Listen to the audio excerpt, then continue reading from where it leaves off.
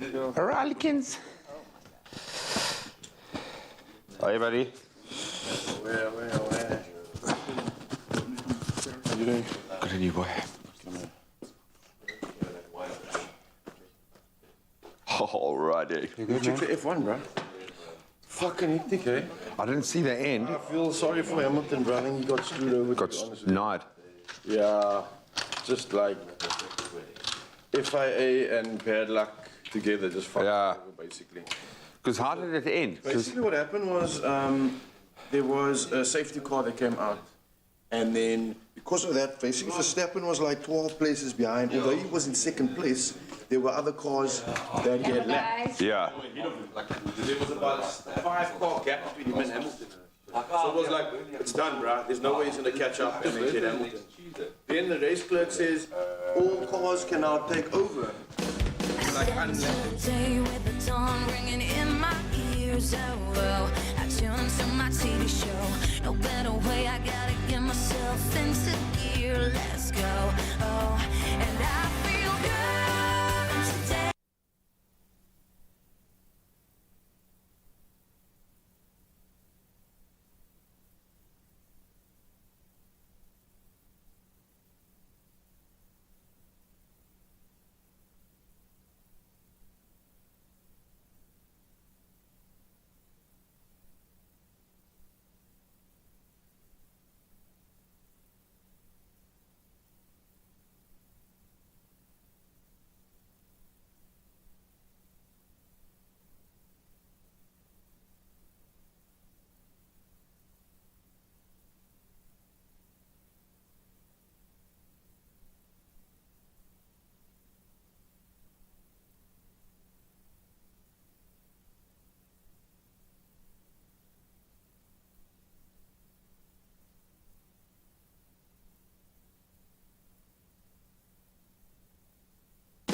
Step into the day with the dawn ringing in my ears. Oh, I tune into my TV show. No better way, I gotta get myself into gear. Let's go. Oh, and I feel good today with my wake up in the morning espresso. I feel good today. It's my feel good breakfast show. Good morning. Yes, it's Monday. Can you believe it? The week has begun. How was your weekend, Jamie?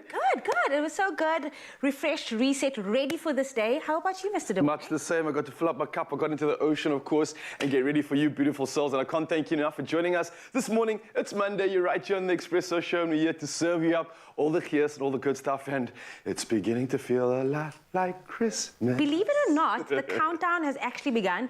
12 days, everybody. Let that sink in right now. 12 more days to go before Christmas. And this morning we are treated by royalty. Yep. We are joined by Karen Kotkies and friends ahead of their Carols Under the Stars production. They're here to bring us the festive cheer with their Christmas carols. And we know that every single time they come, they just elevate the mood. They bring that Christmas joy, that feeling, that festive feeling. So we can't wait to have them with us. Cannot wait to have them here. And on top of that, they're also paying special focus on women empowerment by raising their voices against GBV. Now, of course, with all this magic coming up in the show, we can't forget to say hello to the G-Man, the one and only, the anchor of this beautiful program that we get to serve up with you. So let's do exactly that and say good morning to the big man himself. Sorry, I got a little distracted this morning. It happens on a Monday morning. A very good morning, you beautiful fab. Welcome to my team. Welcome to you at home. Part of the broader team. I suppose we are all one family. And yes, getting very excited about Christmas. I can't believe that it is finally here. Hopefully you're starting to feel like there is some light at the end of the tunnel, that you've almost earned the right to kick back, relax, and really connect with family.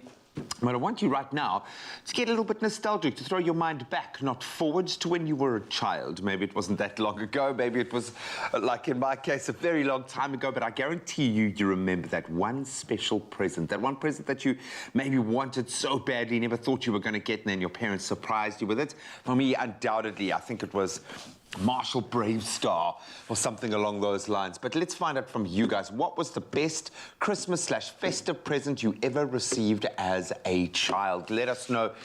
Surprise us. Maybe it was something unusual. Maybe it'll jog all of our memories and make us all get a little nostalgic. But we'd love to connect with you this morning. So keep that conversation going throughout the next 3 hours. And you can hit us up on the Expresso Morning Show, Facebook, Twitter, or our Instagram pages. But right now, let's get into the official duties. Miss Jamie Lee Domberg is standing by with the news headlines. Thank you so much, G-Man. And I'll start on the national front. The presidency late last night announced that President Cyril Ramaphosa had tested positive for COVID-19. The president attended the state memorial service of last apartheid-era president F.W. de Klerk earlier yesterday, where he delivered the eulogy. He started feeling unwell after leaving the service. The statement also said all responsibilities had been delegated to Deputy President David Mabuza for the next week. The president is in good spirits and is being monitored by the Military Health Service of the South African National Defence Forces. In his eulogy to F.W. de Klerk, South Africa's last president of apartheid, President Cyril Ramaphosa tried to strike a balance between acknowledging the ill feeling there is still towards him and his contribution to creating a democratic country. De Klerk, who passed last month at 85, was instrumental in leading the country's white minority towards accepting the dismantling of the racist apartheid system in the 1990s. Ramaphosa said de Klerk's 1990 release from prison of the leader of the anti-apartheid struggle, Nelson Mandela, was a brave act. Then looking to news further abroad, rebels from Ethiopia's northern Tigray region have retaken the historic town of Lalibela. The town, a UN World Heritage Site, is home to ancient rock-hewn churches and was captured by Tigrayan forces in August, but they lost control to the federal government 11 days ago. The year-long civil war has sparked a humanitarian crisis. Northern Ethiopia is facing mass starvation, with more than 9 million people in need of critical food supplies, the UN says. And then the G7 group of rich democracies has warned Russia of massive consequences if it invades Ukraine. UK Foreign Secretary Liz Truss said the group wanted Russia to stop its aggression towards Ukraine. However, President Putin told President Biden during the video call last week that the Russian troops did not pose a threat to anyone. Putin added, however, that he had no particular grounds for optimism after speaking to Biden, but would like to meet him in person.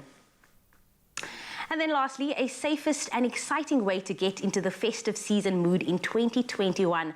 Now, with a kilometre of light and a Christmas tree standing almost 10 metres tall, Candy Cane Lane on the rooftop of the Pavilion Shopping Centre in Westville, KwaZulu-Natal, brings a fresh twist to the yesteryear memories of driving down Durban's West Street to see the Christmas lights. Now, as part of the centre's festive offerings this year, people can experience Christmas lights from the comfort of their cars. Motorists can drive through an array of lights and activations, culminating in KZN's tallest Christmas tree. With all of COVID-19 protocols in place, Candy Cane Lane is probably the safest and also the most exciting way to get into the festive season mood this year. The creator of Candy Cane Lane, Navon Singh, said the drive-through experience was designed to transport visitors into a festive wonderland of light and even selfie opportunities, all in the comfort of their own vehicles. Now, Candy Cane Lane will continue until January the 2nd from 6:30 p.m. until 9 p.m. On that note, that is where I leave your 6 o'clock news headlines. I will be back on the top of the hour. G is standing by with a very interesting first look at the sports.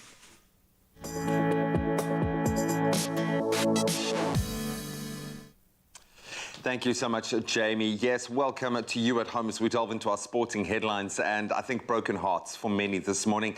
And yes, some major congratulations in Formula One. Max Verstappen has become the first Dutch driver to win the Formula One World Championship. That was after beating Lewis Hamilton to a top spot on the podium in the final race of the season yesterday. Hamilton had appeared in control of the race and on course for the title, despite controversy on that first lap until a late safety safety car. The race was restarted with 1 lap to go with Verstappen on fresh tyres, Hamilton on old ones, allowing the Dutchman to sweep by to the win. Mercedes then logged 2 official complaints, one regarding the restart procedure from the Formula One race director, Michael Massey, and then another alleging that Verstappen overtook Hamilton under the safety car. Both were rejected and the result stands. Then on to football. Penalties were the order of the day in the main matches of the Premier League this weekend. Excuse me. Raheem Sterling scoring his 100th league goal. Man City, they needed a second-half penalty to beat Wolves 1-0. And Chelsea needed 2 penalties to overcome a very spirited Leeds 3-2 in a very entertaining game at Stamford Bridge. Then Mo Salah was on target from 12 yards away as well, securing Liverpool a 1-0 win over Aston Villa. Then Cristiano Ronaldo, he scored from the spot to give Man United a 1-0 win over Norwich. Then yesterday, Leicester thumped Newcastle 4-0. West Ham drew 0-0 with Burnley and Crystal Palace. They showed a lot of heart, beating Everton 3-1 on the night. Then bringing it back home, Mamelodi Sundowns, they continued their dominance over, well, everyone in the league, picking up a 1-0 win over Tshwane rivals SuperSport United. That man again, Peter Shalolile, with the winning goal as Masandawana. They went 14 points clear now at the top of the table. It's going to be very difficult to chase them down. Their closest challengers, Kaizer Chiefs, they moved up to second with a 2-1 win over Sekhukhune United. Then Pirates, their third, beating TS Galaxy 2-0. Marumo Gallants were the only other team to win this weekend, and they beat struggling Swallows 1-0. Now on to cricket news. England's head coach Chris Silverwood has now confirmed that Stuart Broad and James Anderson are fit and available for the second Ashes test against Australia. So the pair were rested for the first match, and with over 1,100 test match wickets between them, no doubt brings some much-needed firepower to that England bowling attack. The second test starts on Thursday, and it's a day-night match with the Baggy Greens having been obviously lost that first match in that format. But we'll delve a little deeper into some of the outstanding results from the weekend sporting action in just a moment, so stick around for that. Right now, though, let's delve into the weather.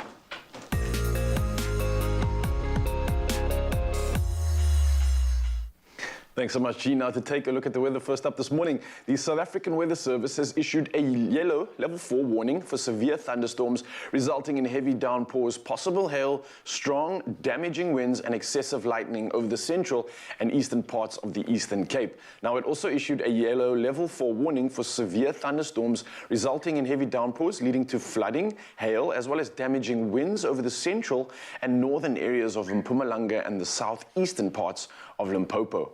Now there's a danger warning for extremely high fire conditions expected over the central and northern parts of the Northern Cape, but meanwhile a severe hailstorm wreaked absolute havoc in Mthatha villages in the Eastern Cape in the past week and also claimed 6 lives. Now some 19 people are still in hospital, while hundreds of homeless people say they have no food, no clothes, electricity and clean water. Now bereaved families say they have no means to bury their loved ones. Unfortunate stuff indeed, and our thoughts are definitely with those dealing with these incredibly difficult conditions. Now, with many of you, our regular viewers know, we also have a dedicated part of our weather segment, also dedicated to sunrise contributions taken by our absolutely wonderful viewers, and that being you. Now, this morning is absolutely no different. And again, we want to thank you all for sending in these incredible pictures, because we absolutely love seeing how you start your day, wherever you are in the country. But starting us off this morning, we've got Angus Murphy, who comes through from Cape Town and kicks us off with this week. And it's an absolutely gorgeous shot taken of the iconic Table Mountain while on a morning boat trip. Just absolutely majestic stuff. And what a beautiful vantage point too. It's something I haven't seen before. And then next up, we've got Carol Bridge-Moyhoon, who is from Phoenix in Durban, who captured the silhouetted shot showing off a blue sky scattered with clouds. Oh, beautiful, beautiful stuff indeed. Mzansi, thank you so much for sending in your pictures. Please keep coming through with them, because we love seeing how you start your day. But now, to take a look at the temperatures across the country, starting off at Polokwane, where your day starts at 18, moving up to 28 degrees with thunder showers expected. Mbombela starts the day at 21, moving up to 30 degrees with thunder showers coming through. Pretoria can expect much the same with the rain. 16 is your low, moving up to 22 degrees. When Johannesburg, your day starts at 14, moving up to 19 degrees with thunder showers coming through. Mahikeng, very similar, 17 moving up to 27 with thunder showers expected in your part of town. Klerksdorp, much the same, 16 being your low with a high of 27 degrees with thunder showers, and much the same for Kimberley with a low of 16 and a high of 29 degrees. Bloemfontein starts the day at 14, moving up to 27 with thunder showers coming through, and thunder showers continue in Richards Bay with a low of 22 and a high of 28 degrees. Pietermaritzburg sees rain as well, with 17 being your low and a high of 29 degrees. And then in Durban, the day starting at 24, moving up to 31 with rain coming through on your side of town too. And then in Mthatha, your day starting at 16, moving up to 32 degrees with some thunder showers coming through on your side, and much the same for East London.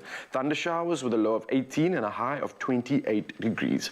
Cradock sees thunder showers with a low of 13 and a high of 32 degrees. And Mabega, very similar with the thunder showers, 18 being a low and a high of 23 degrees. George carries on with the thunder showers, a low of 16 and a high of 20 degrees. And Cape Town can expect some rain with a low of 16 and a high of 21 degrees. Worcester sees the rain carrying on with a low of 14 and a high of 26. Sutherland starting the day at 10, moving up to 23 degrees. And last but not least, Uppington, no rain expected, a low of 16 and a high of 34 degrees for your day. Well, of course, we are so close to Christmas. We are less than 2 weeks away, and that means we need to start sprucing up the Christmas tree. And here to show us how is Jamie Lee Dombeck. Yes, Mr. Nature Boy, Mzansi, we are going to keep on reminding you Christmas is less than 2 weeks away. So if you haven't already added some Christmas spirit and sparkle to your home, now is the time to do exactly that. Now, whether you're into a traditional red-themed Christmas, it's okay, each to their own. Or maybe you're open to a bit more of a modern look this year. Woolworths has something for each and every one this year. Now, today, I want to show you just how easy it is to add some sparkle to your home just by using a mini Christmas tree and a string of Christmas lights. So if it is up to me, to be very honest, I like this minimalistic look. I would leave it with no baubles and just add some lights. And that's exactly what we're going to do today. So we have our beautiful Christmas lights over here. I'm going to switch it on. There we go. And you are just going to wrap it on. So like Daniel Weekly was here last week and she was telling us how to, drape it. Just go crazy. So beautiful draping. Again, have that minimalistic feel. If you are going for the more modern look, you can play around with this. And voila, that is exactly how simple, how easy it is. If you wanted to add a bit more baubles, go around, go crazy. See, you don't have to have the biggest tree. Absolutely not. These mini Christmas trees work out perfectly for everyone. The kids will love it. Every single one will love it. Your Christmas tree will now be the center of everything this year. Now, you can, of course, turn on your Christmas spirit with festive decor from Woolworths. And to make it more appealing, if you shop between now and the 19th of December 2021, you get 20% off Christmas trees and lighting at Woolworths. Amazing, yes, giving you all that feels. Now, this offer is valid in store only, so get festive and get shopping. It's beautiful.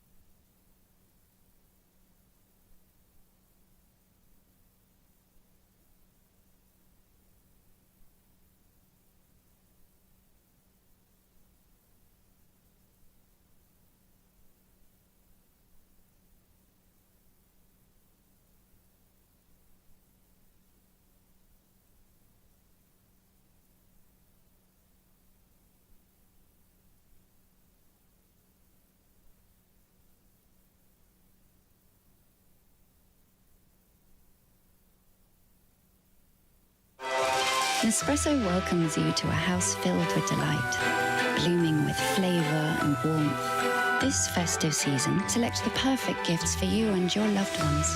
Gifts of the forest. Nespresso, what else? It's my feel-good breakfast show. Oh, yes, it is. It is your feel-good breakfast show here on S3. It is time to spread that festive cheer and just all of the good feelings this morning. Now, Carols Under the Stars will be celebrating its 4th year in existence, and what a journey it's been. Now, this year, the focus is on empowering the ladies, young and old, known and unknown. To tell us more about the spectacular event is the one who started it all, Karen Kotke, everybody. Please go and give her a feel-good welcome. Thank you. Oh, wow, you look beautiful. Thank you, Jamie. You look fabulous yourself, my darling. Thank you. I actually can't believe it. 4 years, Carols Under the Stars. I mean, this is your baby. This is where it all started for you, in a sense of bringing this production to life. 4 years. How does it feel to say that? It feels amazing. It feels amazing because this time I know, you know, the reasons why we're doing this is much bigger than just singing and going on stage and looking nice. There's a goal and there's a vision for this production, and I'm just amazed at what God is doing with this production. Speak to me about that, because you're using this year and this platform to speak about, you know, things against gender-based violence, against the women in this country. Why was this so important for you to tackle with this production? Jamie, if I must think about my life and my journey and the challenges that I had as a young lady growing up as a young girl, you know, abuse in all forms, you know, that came my way. And for the fact that in that moment, I felt so weak and I didn't have a voice. I couldn't speak up. And that is why I'm so passionate of raising my voice. And this year, that was my focus. When we sat down and we planned the Christmas production, I said to my partner, I want a female lineup, because as much as we say that our voices is out there, you know, you can't say enough. You kan nie genoeg, jy kan nie harder praat nie. And this year, we're focusing on just saying that no more. Enough is enough. Oh, wow. We had enough. Oh, wow. That is powerful right there, just to hear you say that and echo those words. And like you said, an all-female group this year, all-female performances. The lineup looks phenomenal. We have people like Paxton Phillies. Drop some names there for us that we can be excited with you. I know Sasha Lee Davis is also joining you. Elvira Sandili. We have Talita grew with us from day one. The first production. She was a baby when she started. Yes. And we have Tylo. And what's so amazing, all these ladies is from all over the Western Cape. Elvira's from Worcester. Talita and Sasha Lee is from Atlantis. And then we have Lauren and Tyler, who's from Paul. We have Paxton, our own sweet, that girl just warms my heart. She's from Bishop Lavis. We have Naz. She was on Idols way at the beginning. And now we're creating a platform again for her. And she's from Belgravia. So it's a mixture of all over, and that is what is making it so powerful. You know, we coming together, you know, as a nation, as the Western Cape, ladies from the Western Cape. It's going to be amazing. And you know, that's what I love about you, is that every single year, yes, you bring artists that we're all familiar with, but you also have this platform for unknown artists, which is something you always push. It's something that you've always, you know, inspired to do, is give other artists also a platform to sing, and that's exactly what you're doing this year. Yes. Jamie, I was also there once in my life. I also needed the platform, and I was given the opportunity, and I made the best of it. And so why can't I share that platform now with the unknown and just give them the opportunity to share their talent with the world, you know? So that is my passion. So that is happening the 18th at Zaldrift in Paul. Tickets are 200 Rand. Where can people get their hands on the tickets? Tickets are available at Quicket. They can also contact us on 061 079 8372 if they want to buy personally from us. But tickets are available at Quicket. We also have a meet and greet for 300 Rand, but it's all there. They can just go and check out the website. And how are you celebrating Christmas this year? I know you are very family orientated. You are very much in with your kids, your partner. So how are you celebrating Christmas this year? I think, you know, after this hectic 2 years, I mean, it's been crazy. And I can just sit down with my family and just thank God for the fact that we are there together. So it will be just me and my boys and my partner just celebrating the occasion, celebrating the fact that we can be together and have you know, a Christmas again. And also, I just want to add that COVID protocol is in place for the event. The safety of the people are very important. Last year we made masks, especially made masks for the event so that people can have their own mask. But yeah, it's going to be a lovely, beautiful occasion. Singing Christmas carols under the stars. Can you imagine? I can imagine. And we know that every single time that she is in the studio, we get goosebumps, we cry, there's emotions. So we are so happy to have you with us on this Monday, setting the tone for the fields. Carols Under the Stars production number 4 is happening the 18th at Zuldrift. You can get your tickets at Quicket for 200 Rand. But Karen is not going anywhere. She's brought along her friends to entertain us for this Monday here on your Feel Good Breakfast Show. Time now to continue to get into that festive spirit.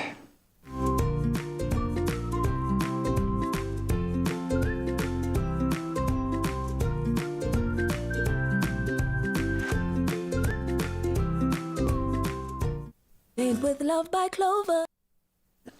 Yes, if you're looking for an indulgently decadent breakfast tart to treat the family to, look no further than our Bliss Chocolate Hazelnut Tart. It is a gooey, chocolatey, nutty goodness in a warm pastry, and Jenny Morris, of course, has to be here to take us through the steps. This was a cheeky little tart from a cheeky little tart. I was just going to say, who's the cheeky little tart? I'm sorry, I realized that I had like the tone of the Grinch when I welcomed us into that. I don't know why I felt so naughty about this, but it is quite a cheeky, naughty little tart. Well, hello, darling. Father Christmas, what, you're on the naughty list. I am, like I don't mind this morning. I don't mind. You don't mind? This is great. This is simple, and it's a flavor profile that we love. Hazelnuts and chocolates are amazing. Yes. And this is one of the easiest tarts to make, let me tell you, because everything is just so accessible. Just plonk it all together. Plonk it together, and you're going to plonk it, right? Okay, I'll be the official plonker. You're going to be a plonker. You're a plonker. I want you to just fit that nicely into there. And while you're doing that, sweetheart, I am going to take this gorgeous, I love this hazelnut spread. And I'm going to just warm it up in the pot with our Clover Bliss. So we're going to just heat that up, because what I need to do is just temper my eggs. Look at this. Don't you want to just take it and throw it back? Pour it in a glass and glug it down. You need some glass. Oh, if you're the only one drinking from this. Just as it is. But I think they make the lid is designed to drink out of, actually. I'm sure that's... Do you think it's designed? It's made specifically so that you can drink it out. Now, do you see what I'm doing, G? I'm just warming this up together nicely, and then I'm going to take it off, because you don't want to Okay, you don't want to separate it, yeah. Okay. And not that it's going to separate. And then you've got... you take so like a little bit. Egg in, and then... Yes. You don't want the eggs to scramble, so this is what we do. Okay. You know, we just mix them up nicely with that. Just a little bit, and that's called tempering, yeah. Oh, wow, okay. Yeah, it's called tempering. And then you just pop it straight back into the pot and mix it up, let it cool down, and then we're going to pop it into our pastry, because remember, if it's too hot, it's going to make our pastry soggy. Okay. So while this cools down, darling, we're going to go to this gorgeous little cheeky tart. Okay, what's next? What do we need? Next is, do you want to brush the tart? Okay, I'm Should ready. I fill the tart? Okay, you fill, I'll brush. Okay, and you can do a sprinkle with those lovely hazelnuts. Oh, yum. So we're going to just go, oh, look at that. Don't tell me this doesn't look... Globular. Oh, stunning, stunning. And this is one of the bowls you can definitely lick, because the I was going to say, poor Zoe missed out today. Oh, my goodness. She would have She's our loved that. resident bowl liquor. That's terrible. And then keep some back for afterwards. So just put like half. Okay, I'm just going to... Use your hands, darling. Oh, man. Take your hands and do a sprinkle. They're clean. I saw you sanitize. There we go, sure. That's my boy, Chuck. There we go. And then we just take this, we're going to just pop this over the top, and we're going to bake this for about 20 to 25 minutes. Easy peasy. How do you know that it's done, that it's ready? Well, you know what? It's going to puff up. It's going to be absolutely gorgeous and glorious. And and you can have your... You can just beat up your egg yolk. melted, gooey deliciousness. I love it. Love, love, love. I've got a piece for you if you're in the market. Are you in the market? I have to be, I suppose, hey? Yeah. I have one job on this show, and that is to to be eat. the official taste tester. Oh, yes. There we go, and the plonkerer. You wouldn't want to be a taste tester in medieval times. The kings used to have that because people used to try and poison them. So this poor oak would be like eating and keel over. Yeah, absolutely. Can you imagine his blood pressure every time he put a fork in his mouth? So you can roast it with some of these on top. Oh, that's Look clever. at that. Yeah. And it'll just be absolutely exquisite. Oh, there we've ticked every box. You've obviously got the flavour, you've got the textural elements. You can have that beautiful kind of crunchiness on the outside and the beautiful soft gooey. Soft gooey inside. Beautiful. And when those toast, oh my goodness, nothing better than a toasted hazelnut. Hazelnut. And I think that combo, the chocolate hazelnut, that for me is the perfect. Yeah. It's actually pure bliss is what it is. It's actually, excuse the pun. It really is. Well, hopefully this has inspired you to create a festive treat that's slightly different. This you can have not just on Christmas Day, but any day. And you can find it on expressoshow.com along with all of our recipes.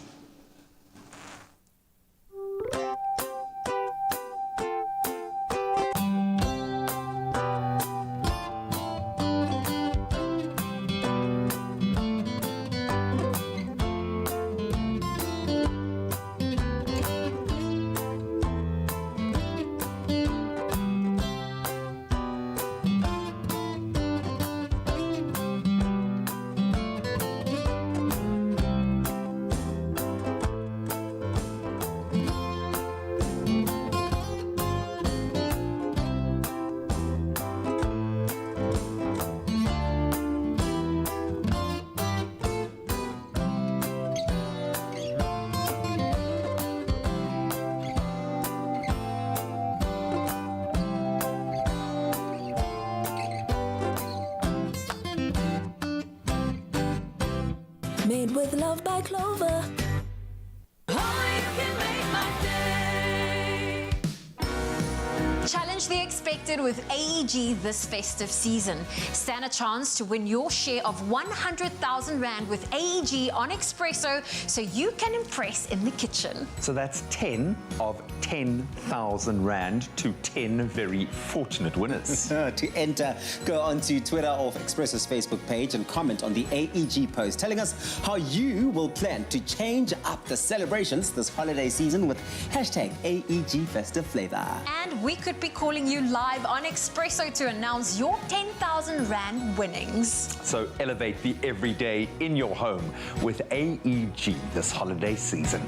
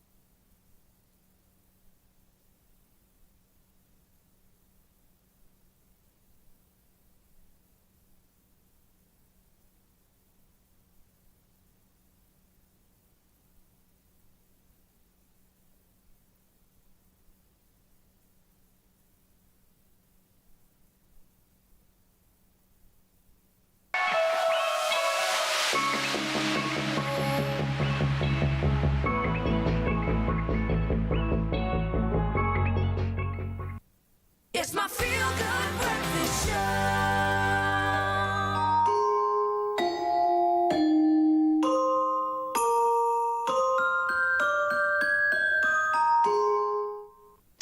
Yes, Mzansi, welcome back to the Monday edition of Expresso. We're live right here, opening up on S3 and gifting you with something special today. And we're talking about Cadbury Dairy Milk, which is gifting more than chocolate this year. In fact, they're gifting your translated words this festive season to the children of South Africa to help co-author local festive stories that showcase a truly South African season. And we all need it. We all need that festive cheer. So in order to gift your words this festive season and be a part of the Change One Word, One Translation and One Page at a Time, we are giving you a word to translate this morning, which we do every single morning. And it's been quite a highlight because we have so many words to add to our vocabulary. So this word is kindness. Oh, I like this. This is perfect for the season we're in right now. I mean, it's for the festive. We need to be kind. What are we translating it into? What is the language? isiZulu. Oh, isiZulu. So that's going to be a bit of a tricky one. Can you guess? I would say like isi kindness. Isi kindness. I feel like you always want to do that. You always want to do it easy. But it's actually isi hair.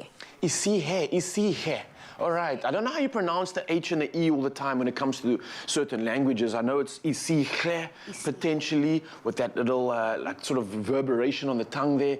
But nonetheless, this is the perfect opportunity for people like us, especially, to get more educated with the culture we have around us in South Africa, and also understand and give that opportunity for every kid out there. So you can gift your translated words this festive season and help co-author a festive themed story to be added to the Cadbury Dairy Milk in your own words library. So all children can enjoy stories of the most wonderful season. Now, you can visit cadbury.co.za and follow at Cadbury Dairy Milk SA on Facebook or Cadbury_SA on Twitter and Instagram to start translating your words today. Isi hair.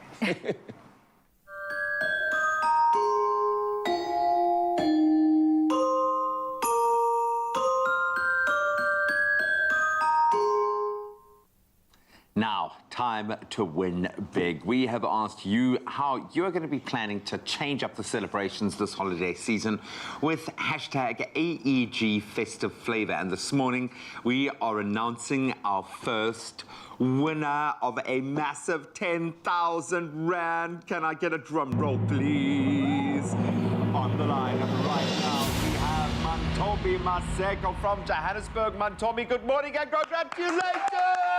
Good morning. Thank you so much. Yay, that is amazing, Mantobi. Congratulations. You have won yourself 10,000 Rand, courtesy of AEG, just by commenting on our competition post. How does it feel? 10,000 Rand, that's surely got to go a long way this festive season. Well, it feels amazing. I'm so shocked at the moment. Like, I have no words to say.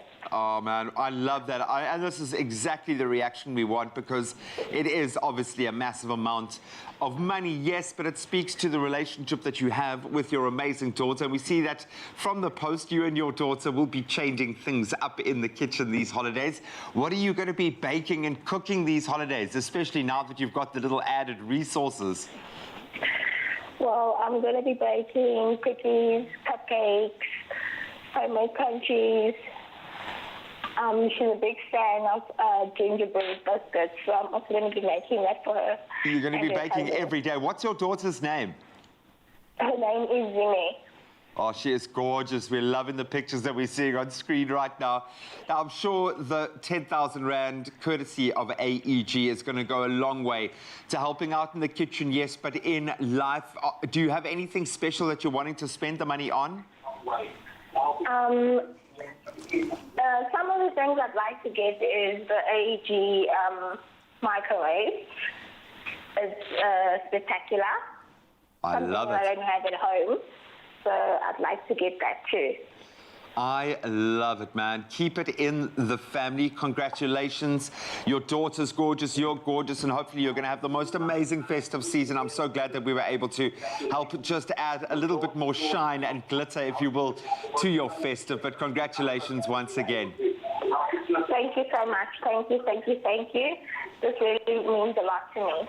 Oh, it's an absolute pleasure, and it means the world to us to be able to make you that happy as well. So congratulations to Montombi, and good luck to the rest of you.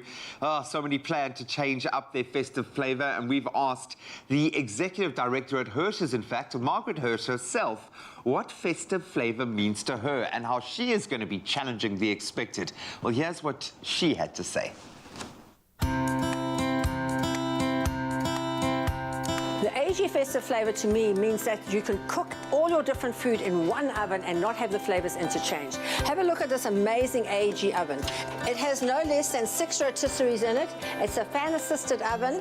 You can cook on all the different levels and none of the flavours will interchange. So you can cook your turkey on one level, your ham on another level, and your pudding at the bottom level. Everything is in here. It is the most beautiful stove. And of course, you've got this amazing top with your wok burner and a griddle, so you can cook everything that you want to for Christmas for your family, and you'll be the hostess with the mostest.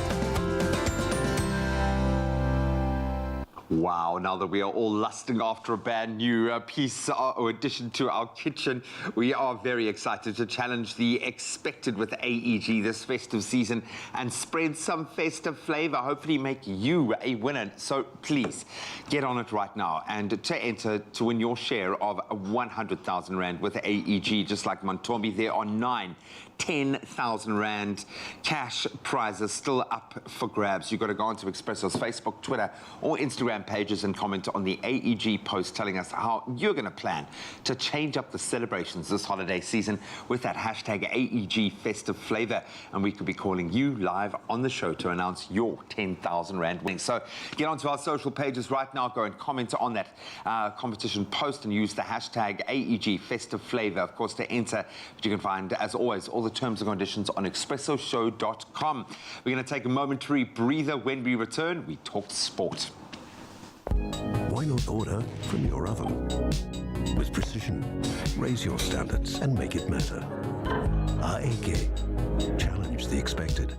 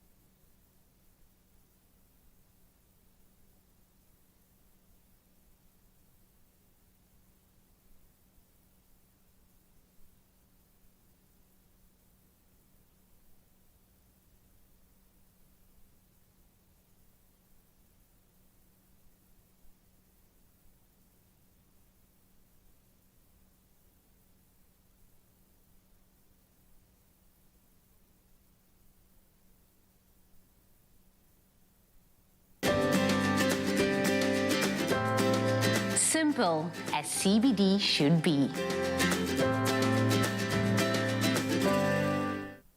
It's my feel-good breakfast show. Welcome back as we delve into the weekend's footballing action. And yes, the matches just keep coming in thick and fast in the Premier League. This past weekend was certainly no different, with league leaders Man City, Chelsea, Liverpool and Man United all in action over the past weekend. And with us to chat about the games is our sports analyst, anchor and producer, Michael Pedro. When he's not busy on the radio waves, he is busy on this couch. Buddy, great to connect with you. Here's a question. Was there a goal scored that wasn't a penalty this weekend? I mean, that's a valid question, to be fair. I don't remember seeing one. I think it was pretty much just Arsenal on Saturday that didn't score with the penalty. From the spot. That's crazy. Yeah, it was very bizarre. What does that mean? Should we be reading into anything like that? It was just one of those contentious weekends, because in a general sense, it felt like, if anything, in the last kind of round of this crazy festive season break, it felt like those chasing for the top 4 places maybe lost a bit of ground. This weekend felt like they recovered a bit. Yeah. It felt like the big guns are all kind of back on track. Yeah, and incidentally, all the results for the top 3 decided on penalties. Liverpool winning via penalty. Chelsea had 2 penalties in their game against Leeds. Man City with a bit of a contentious one, it must be said. But they probably deserved to win that game anyway, even if they didn't get the penalty. You'd probably say that about City, though, 99.9% of the time. It's just that they probably should have won. Let's just give it to them by default. But they really needed that penalty to beat a pretty spirited Wolves, but also to give Raheem Sterling number 100. Yes, I don't think many people, certainly Liverpool fans at the time, were going to think that Sterling would score 100 goals in the Premier League, just because he burst onto the scene so young, and he used to take so many chances and to actually score a goal. Yeah. He would need 3 or 4 chances in the game. It always used to be a question mark, Yeah, but I think since he's gone to City and since he's worked with Pep Guardiola, his finishing has definitely improved. His awareness of where to be in the box has improved as well. And his calmness as well, stepping up to take. 2 for Chelsea, back in the pound seats. A pretty, and again, I keep using the word spirited, but I mean, no one's lying down and taking it now at the moment. And Leeds put up a fight. They needed a brace from Jorginho to get themselves across the line. I mean, as much as Chelsea were in a bit of a slump, having not won the previous 2 games before this one, Leeds also haven't really lived up to... And Mo was brilliant again. I'm going to tip a hat to a young man who has been slated probably more than any other player in a team that's been slated more than any other team over the last season. David Gea, man of the match performance for Man United. That was the Gea of old. That was the best keeper in the Premier League, winning kind of performance. That was brilliant. No, he was. I think as much as everyone will put their attention on Ronaldo because he won the penalty and scored the goal, there was 2 very important saves from De Gea, one before the goal and one towards... We'll soak it all up. We've got to get into the Formula One in just a moment. I'm conflicted, and I'm not even a fan of either of the drivers. I would imagine there are some super fans out there crying right now, crying. We'll get into Formula One in a moment.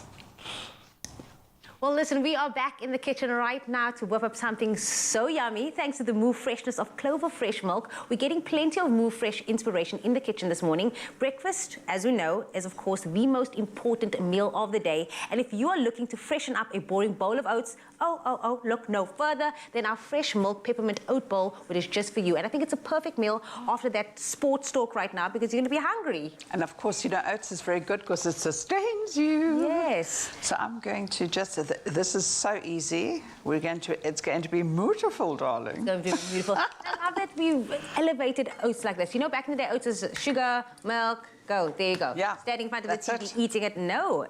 This is yummy. No, this is gorgeous, because what we're doing here is we're going to just warm our oats through.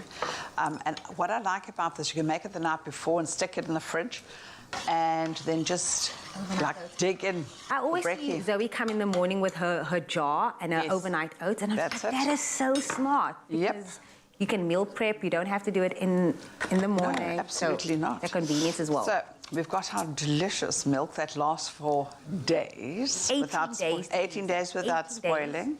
Some salt You need a bit of salt. A little bit of salt just brings all those flavors together. Balance it out. You like chocolate, baby? Of course I like chocolate. You know I do.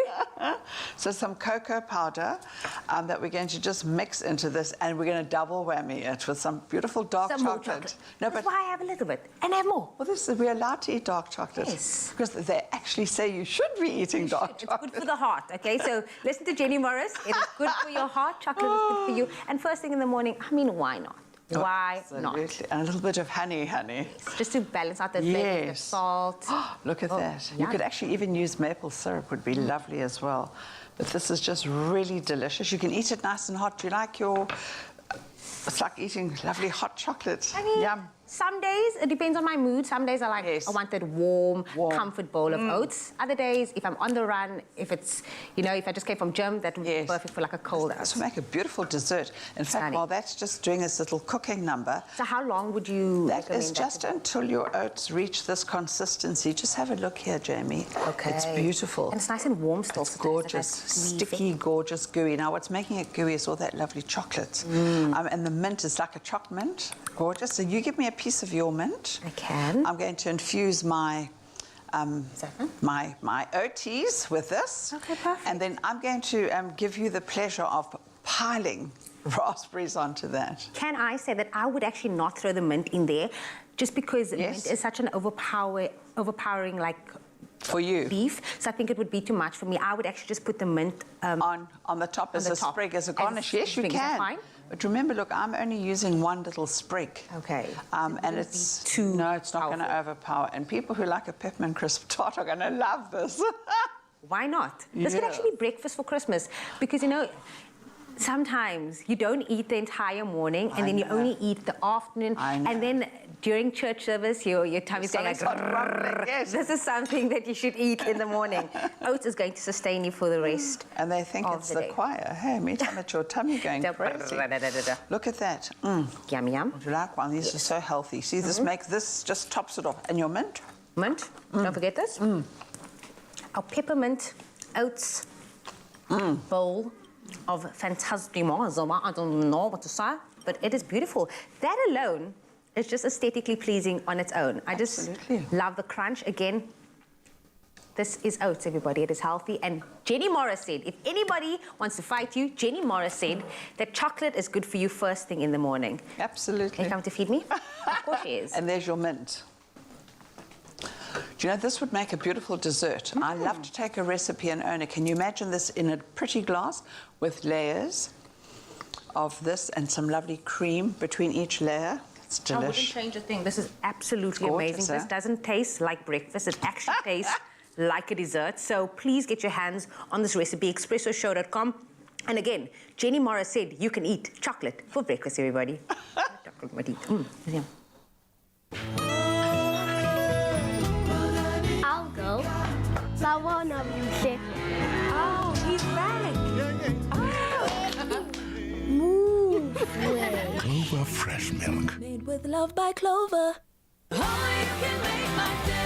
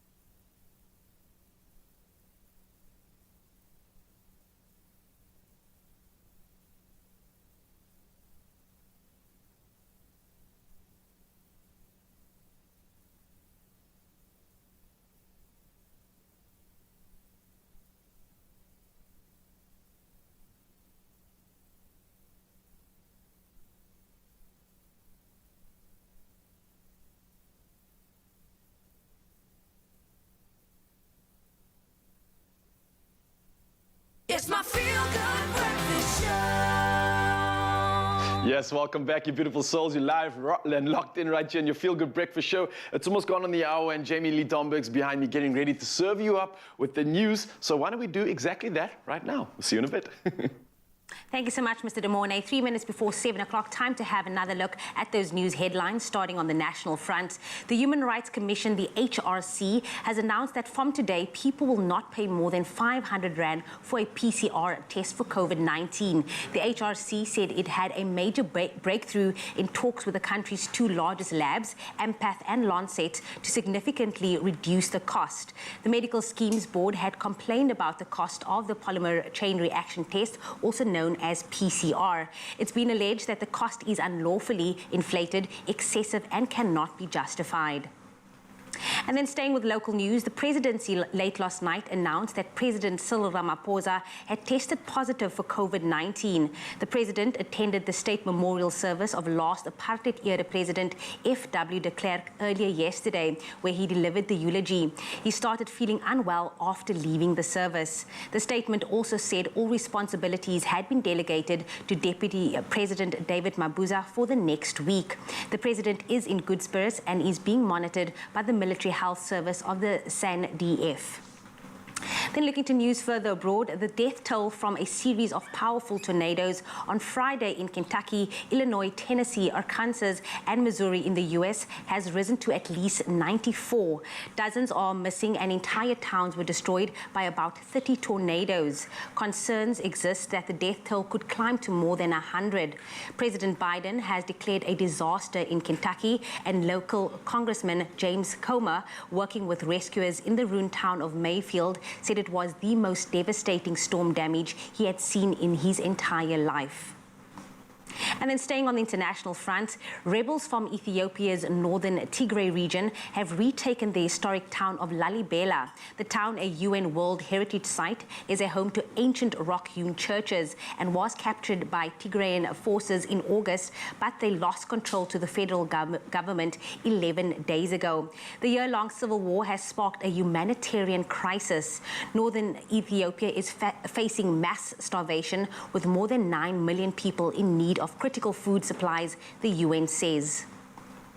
And then an excited bear cub goes for a confusing real-life ornament. Now, Christmas, they say, is the season of merriment. However, not all are in a festive mood. With artificial stuff nowadays bearing uncanny resemblances to real-life things, it's not unusual to become confused. As such, a bear cub outside a home in Monrovia, California in the US, mistook an ornament reindeer like Rudolph in a house's front yard to be the real thing and did what baby bears usually do. Now, he decided to tackle it. The baby bear seemingly became too excited seeing the decoration and couldn't control himself. As the cub engaged in the duel with the oversized Rudolph, its mother watched from close by, seemingly amused. Now, as the fight unfolded, a neighbor caught all the action on camera, and I quote, "I was in stitches out in the street," quipped Donna Hargett, who posted a video of the incident. Despite biting and clawing from the cub, the inflatable reindeer seemed to remain intact. Final score, bear cub 0, Rudolph the reindeer 1. And we love that. On that note, that is where I leave your 7 o'clock news headlines. I will be back on the top of the hour with a final look at those news headlines, but G is standing by with another look at the sports.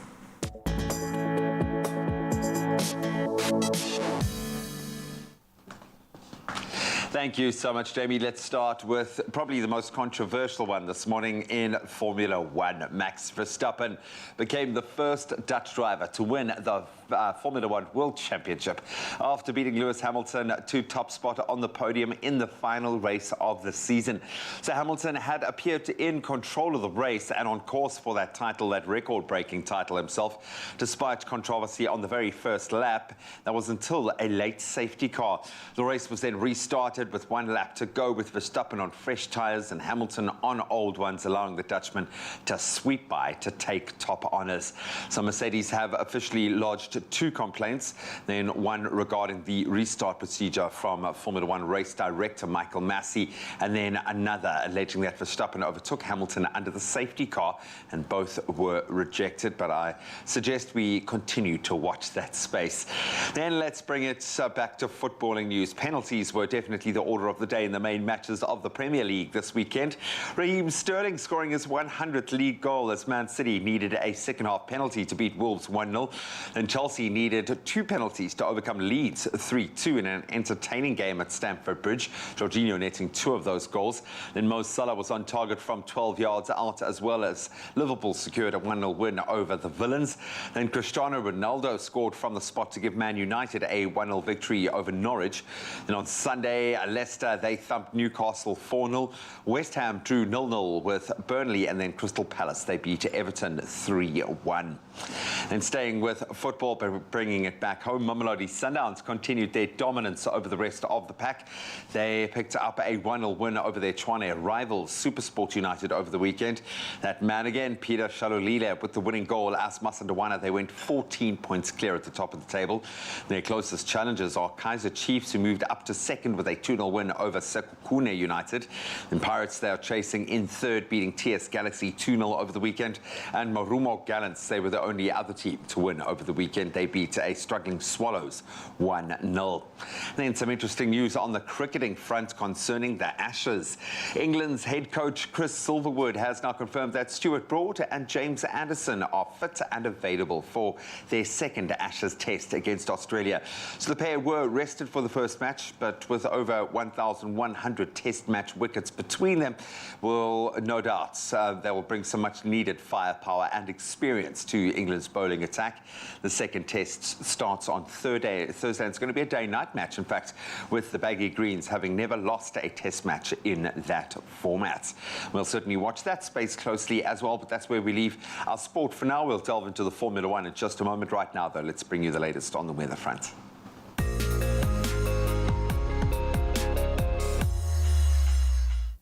Thanks so much, G. Now to take a look at the weather this morning and in national fronts and international fronts, actually, we bring you an item of environmental news from the Democratic Republic of Congo, otherwise known as the DRC, where an enraged environment minister has said unidentified officials forged her signature to grant conservation licenses for the country's vast forests.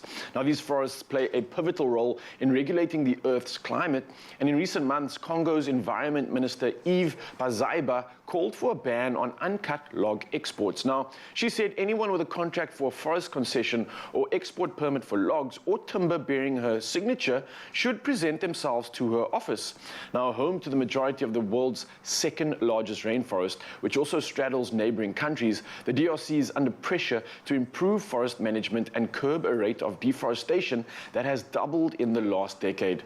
Now, at the UN climate talks in Scotland last month, Congo was among the global leaders that pledged to halt and reverse deforestation. Well, we wish them all the luck in their endeavors. And now from environmental news, we move to sunrise views from around South Africa. Now, Donovan Daniels kicks us off first up at 7 a.m. with an update with this gorgeous shot of a moody sky showing off the sun casting a glow between the clouds.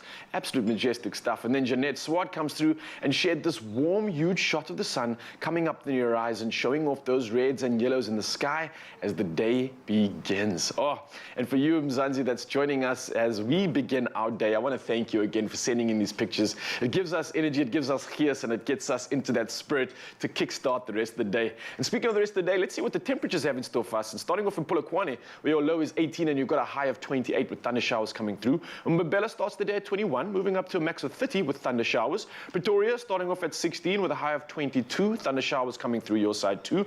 And much the same for Joburg with the thunder showers, 14 being a low and a high of 19 degrees. Mahikeng, however, also sees some thunder showers with a 17 low and a high of 27 degrees. Klerksdorp sees thunder showers continuing with 16 being a low and a high of 27 degrees. Kimberley sees a 16 low and a 29 degree high with thunder showers continuing. And much the same for Bloemfontein, where the thunder showers continue at a low of 14 and a maximum of 27 for the day. Moving over to Richards Bay, where the thunder showers carry on. 22 is your low, moving up to 28 degrees. Pietermaritzburg continues with the rain, Brisbane, 17 being your low, moving up to 29 degrees. And Durban, the rain continues at 24 being your minimum and a high of 31 degrees. Mthatha also sees 16 degrees starting the day, moving up to 32 degrees with thunder showers continuing. And then in East London, the thunder showers continue. 18 being your low, moving up to 28-degree maximum. And Cradock, much the same with a low of 13 and a high of 32 degrees. Gqeberha carries on with the rain and the thunder showers. 18 is your low, moving up to 23 degrees for the high. And George, much the same with the rain, 16 being your low and a high of 20 degrees Celsius. Moving over to Cape Town, rain is expected, a low of 16 and a high of 21. Worcester sees a chance of rain being quite high, with 14 being the low and a high of 26 degrees. Sutherland, however, doesn't seem to be any rain coming through your side, 10 being your minimum and a high of 23 degrees. And Uppington, you've got a beautiful day ahead, a low of 16 and a high of 34 degrees. Well, that's a wrap up of the temperatures this morning. We'll take a look at it again in the next hour. Of course, for now, it's time to see what's happening with the rest of the team and, of course, the rest of the show too. Let's check it out. Indeed, we are excited. The finale, Colour Your Plate with Koo, is happening this Wednesday and Friday, and we are chatting to Mavis and Bubbles about their journey, because, I mean, they brought the drama with this episode, and we just need to speak to them. So yeah, man, and they earned their rights in the very last opportunity that they had by prepping for a two-part finale to the season, which we cannot wait for. Then, of course, the Formula One season came to a close with a thriller. A lot of people crying this morning, some celebrating. We'll get into all of those details in just a moment. I'll get into this. Okay.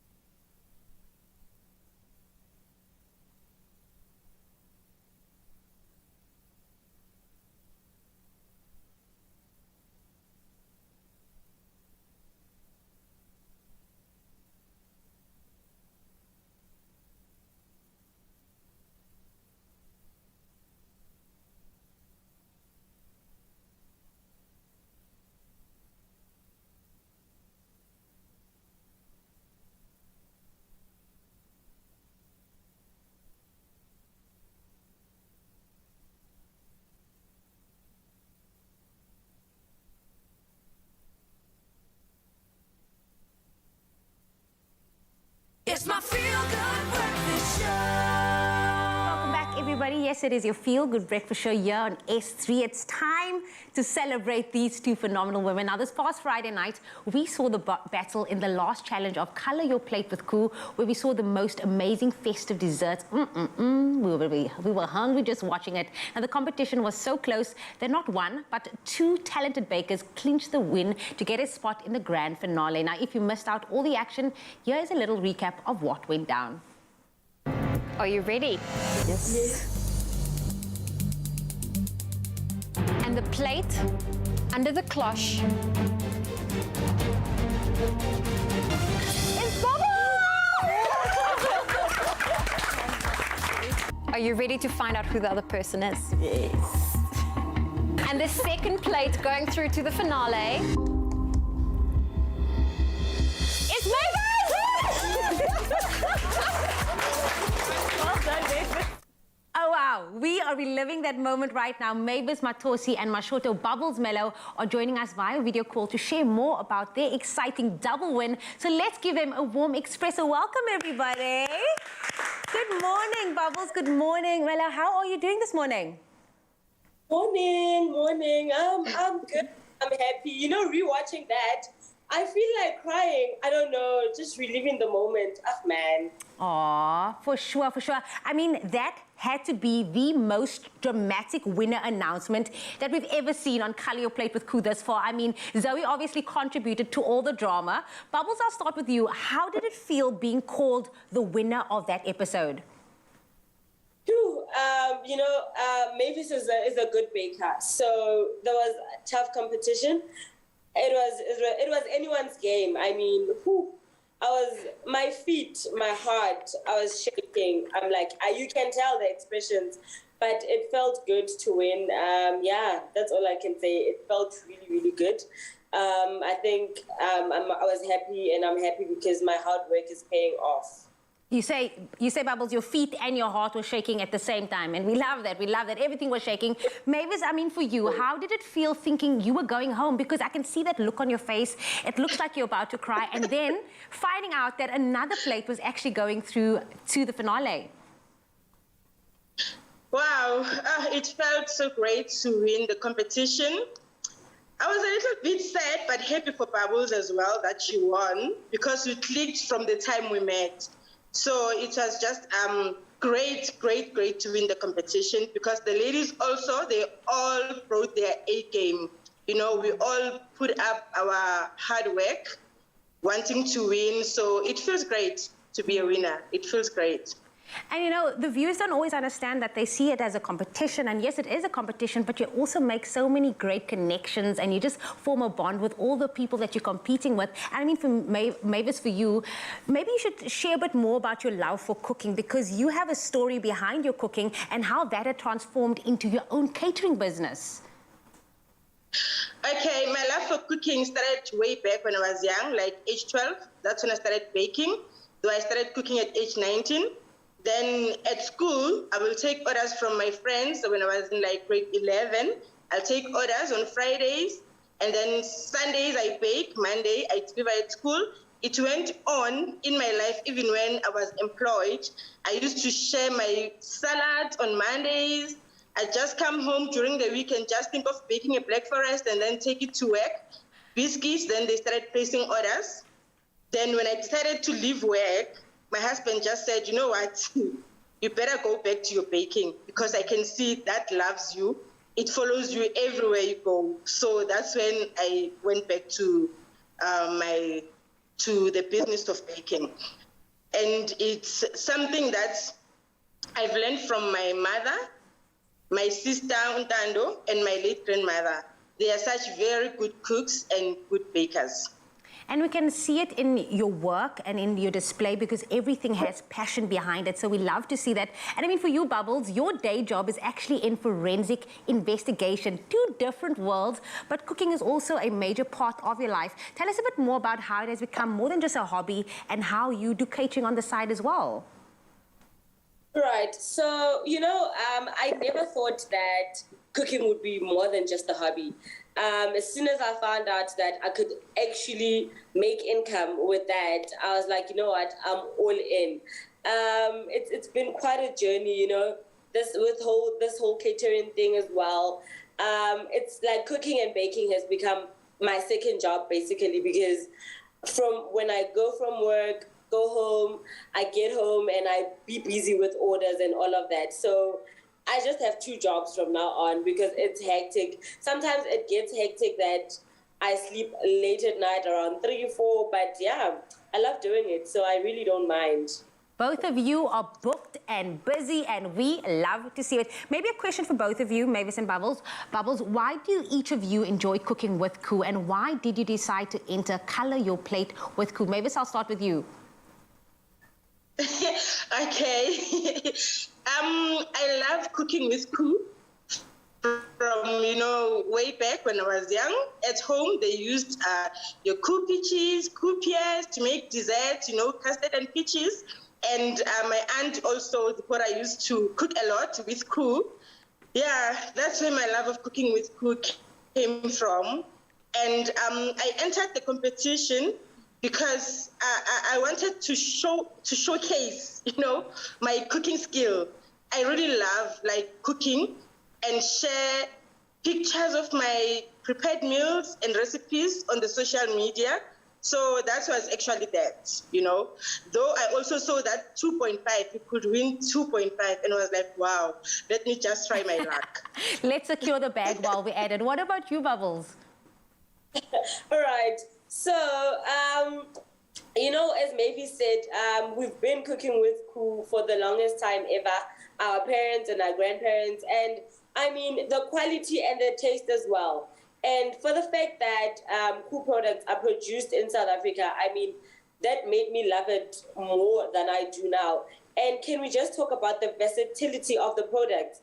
Honey, who doesn't love it?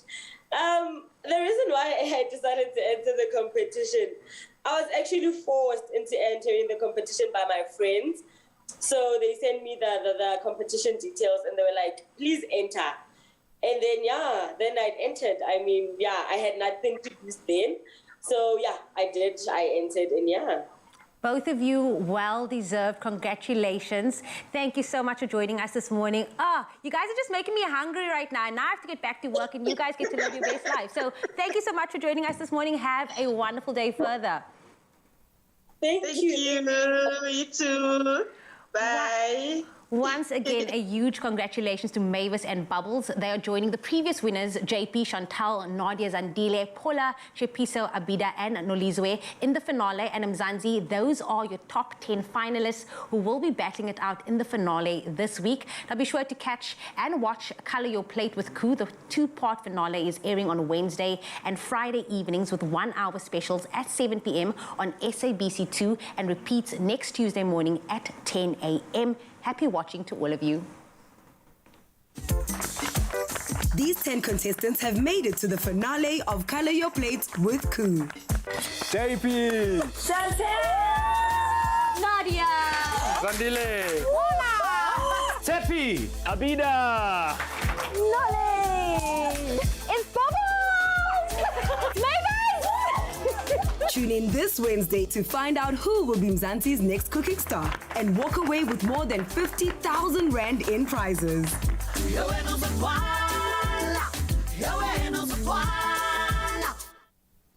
Yes, from Zanzibar, back in the kitchen, and with Christmas less than 2 weeks away and the school holidays are already upon us, madness mode is here, and that's for the majority of moms out there. But don't worry, we got to keep those little tummies full in between meals, so we're going to hit you up with a snack, and it's the perfect opportunity to get the festive season snacking on. So we're welcoming back one of our favorites. It's Jenny Morris in the building, and she's here to show us how to make a cute and simple Christmas snack, otherwise known as pastry candy canes.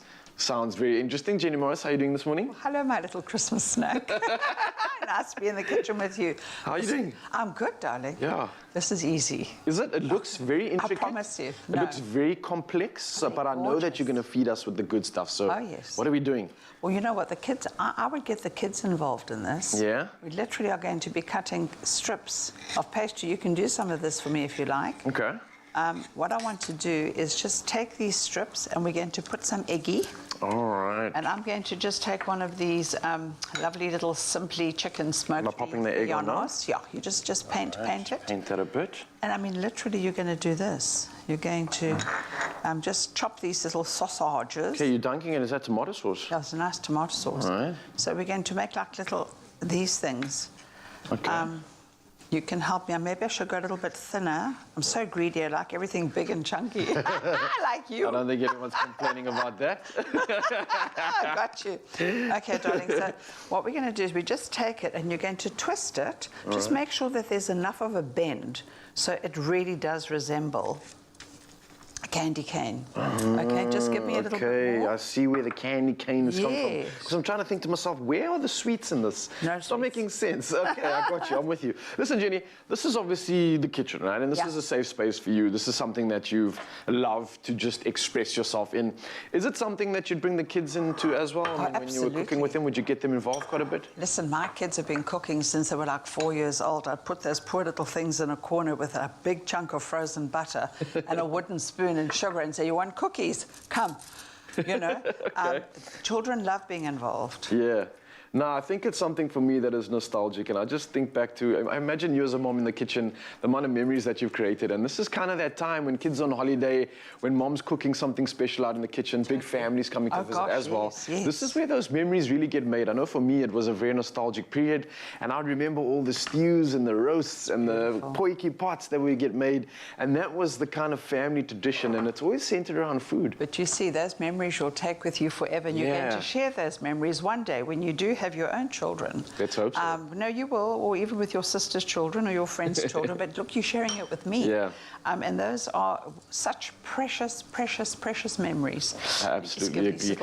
Notice the fact that you're also using the Simply Chicken smoked Viennas. Yes. And this is something that's been knocking the socks off of some of our meals of late. And I must just say, the Simply Chicken products are made from real moms, made for real moms. That's with real chicken, not the other way around. And it's obviously using chicken breast meat as well, and it contains no added MSG. Now, it's quick and easy to prepare and can also be air fried, so that's an incredible advantage to it. And it looks like you're pretty much done here, right? I'm done. Is it as simple as that? That's as easy as that. And this one's for my little boy. Oh, I thank you very much. It's not candy, but it does have the cane to it as well, and it's got a beautiful combination served to us by Jenny Moss herself. And now, when he talks about the list is endless this time of the year, but it keeps mealtime simple with Simply Chicken like we've done right here. And to get your hands on this delicious recipe, you can visit the expressoshow.com, and remember, you got to follow at Simply Chicken SA or at Simply Chicken ZA. That's the full handle, and that's on Instagram for more quick and easy recipes. And it's a new week, and it's your last chance to also win yourself an instant vortex air fryer with Simply Chicken. Now, to become this week's lucky winner, simply reply to the competition post on the Expresso Facebook, Twitter, or Instagram page and share your hashtag #RealMomFestiveKitchenHacks. I know there's so many that can come through, and Mzansi, I know you're going to be plugging us with the good ones, but not only do you stand a chance of winning the amazing air fryer, but you also stand a chance to tell your story on Expresso and automatically be entered into that draw for the grand cash prize of 10,000 Rand. Yes, you heard it correctly, 10,000 Rand, that could be yours. And don't forget to include the hashtag RealMom in your answer. Now, the competition closes Friday, 17th of December at midday, and your T's and C's can be found on ExpressoShow.com. Now, with that lovely announcement, I leave you with one more thing. Enjoy.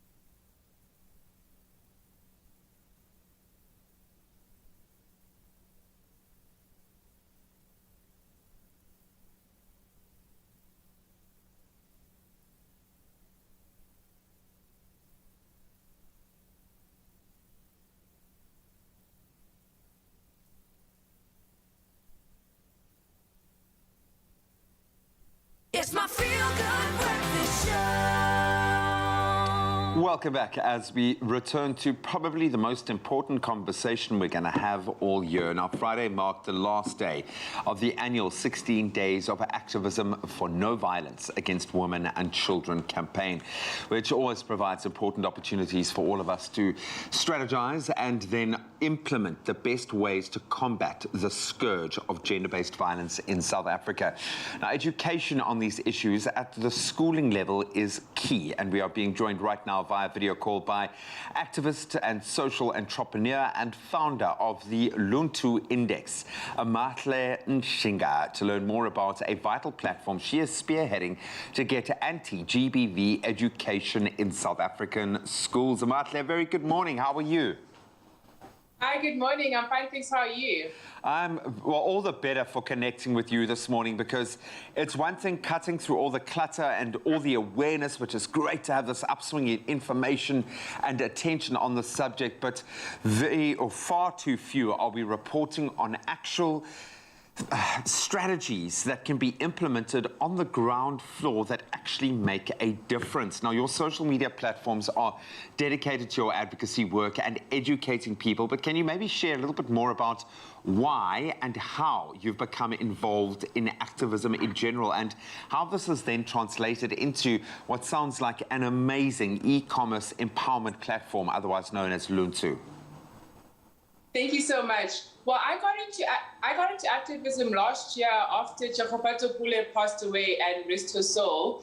I first started online, and then I joined a community activism group, and that was mainly about targeting intersectional Black lives and how we can help and uplift intersectional Black lives.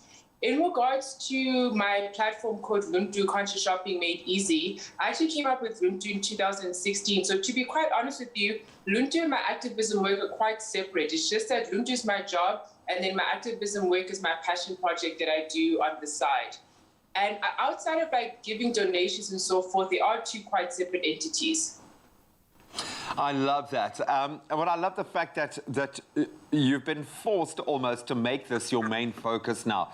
And I love that you have chosen to do this in a very powerful way. Now, it's widely known and I think undeniable, a fact that here in South Africa, we are suffering greatly from the scourge of gender-based violence in our country, and there are a number of factors that are leading into it. How is not addressing gender-based violence at the school level contributing to the problem and ultimately hurting us further? In my personal opinion, I believe that a lot of us, it's two main things. The first one is that a lot of us actually don't know what constitutes as GBV. I think that a lot of us still have this idea that unless it's a strange person in the bushes hiding away and violently attacking you, that only that is GBV. But we don't understand things such as sexual coercion, grooming, all these other things that are also forms of GBV, but are very normalized, almost excused in our society, to be quite honest. And then I think the second one is that even if you aren't doing any forms of GBV, a lot of us aren't aware about how we enable GBV. And even for myself, I can own up to the fact that there was a time in my life where I was doing things that enabled GBV, but I just didn't know about it because I wasn't educated on the topic. And then once I started educating myself on the topic, I realized that, oh, wow, I also enable GBV. And when we enable GBV, we allow it to continue and also to flourish, not even to continue, but to thrive. And unfortunately, that's what we're seeing in this country, is an absolute ground swelling of it here. We've seen other countries implement the teaching of anti-GBV education in their schools. Can you give us a bit of a breakdown of where this has happened and what the results have been? Do we have a successful model to follow?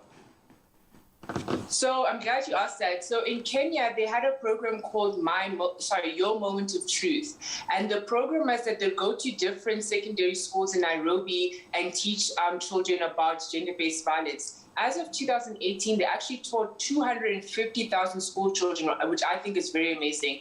And in my personal opinion, one of the most interesting stats was that they said that at the beginning of the program, 80% of the boys thought that it was okay for a woman to be sexually assaulted if she was wearing a short skirt.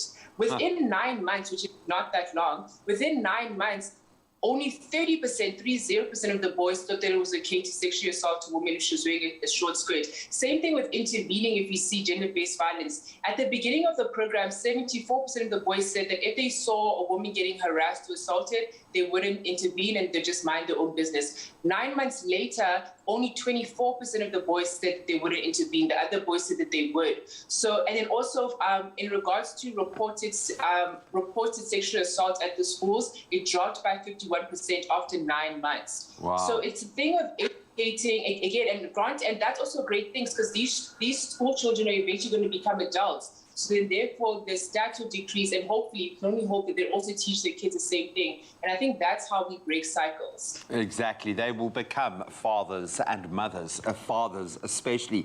Last question, how can we support your petition? What do you need the public to do at this very moment? So what we need the public to do is two things: to sign the petition and then to share the petition everywhere. Share on your Twitter, share on your WhatsApp groups. You can find the petition if you check onto change.org. So if you go into change.org and you type in Teach Safety Now petition, it will come up. You can also just Google Teach Safety Now petition. It will also come up. And then if you check my social medias and all of my social medias across all platforms, in the link in my bio, I also have the petition. Wonderful. You are a champion of not only the rights of women, but I think for all rights here in this country. You are an amazing human being, and I hope by the end of today that you have 1 million new followers and 2 million new signs on that petition. But you're doing incredible work on both sides of your own path. I know that. So keep fighting the good fight. Keep doing the amazing work that you're doing as a social entrepreneur, as well as the work you're doing as an activist. We are really proud of you, girl. Thank you so much. I really appreciate that. I really do. Be a part of the critical, and I stress it is critical now, the change that's needed for the future of our country, and join the movement to get effective anti-GBV education into South African school curriculums. Make it the standard. Find out more information and then go and sign Teach Safety Now, the petition, by searching Amatli Nshinga on her Teach Safety Now petition on change.org, and just Google it now. It'll come up, and simply follow the instructions and do it as soon as you can. Vitally important conversation, G. Thank you so much for that. But time to lighten the mood just a little bit, because Carols Under the Stars is back for the 4th season, and Karan Kotke and Mujahid is here this morning to give us a little sneak peek of what to expect this Saturday. Here they are with the prayer. Take it away.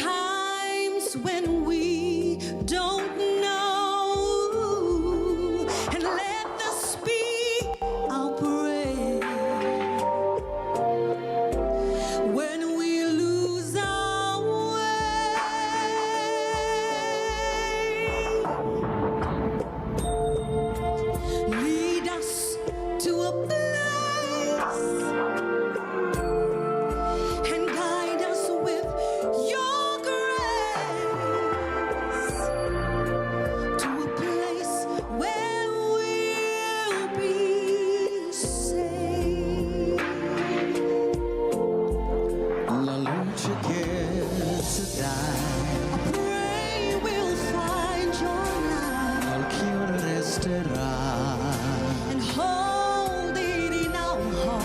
A ricordarci che the time goes out each night. niente una stella nella mia preghiera. Let us be up. Quanta fede c'è. When shadows fill our day. Lead us to a place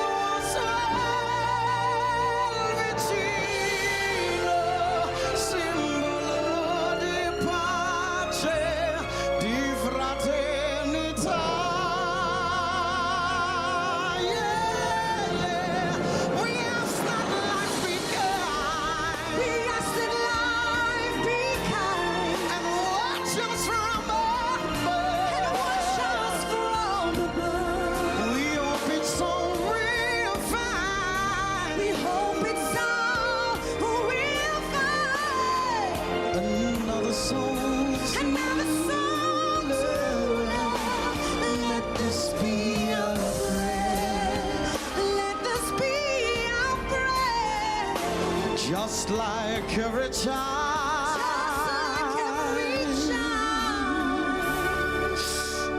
Needs to find a place, guide us with your grace, give us faith so we'll be saved.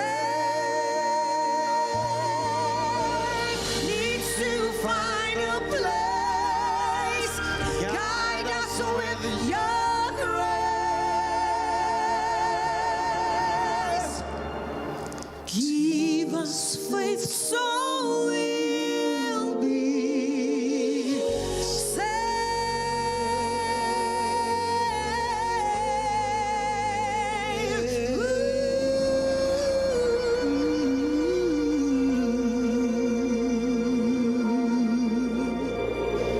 Wow! Wow, wow, wow. Power, power, power. Kwankokea, Mujahid, George, that was beautiful. Carols Under the Stars production, season 4 is coming to you this Saturday, the 18th. Get your tickets, 200 Rand. That is just a little tease of what to expect this Saturday. And guess what? They're not going anywhere. They're sticking right here on your Feel Good Breakfast show.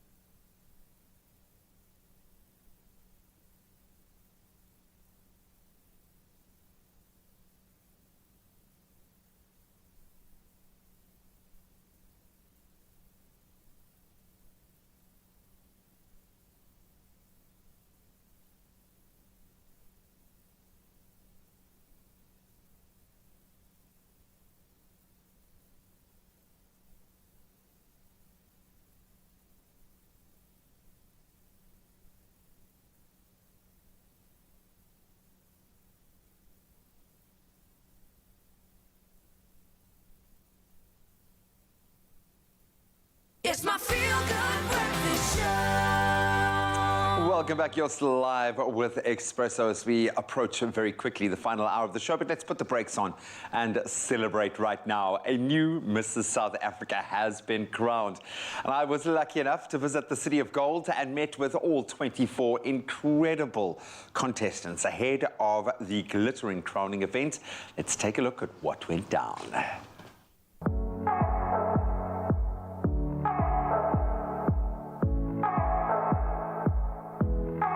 The City of Gold is shining bright tonight. I am here to celebrate the uniqueness of married women and their community.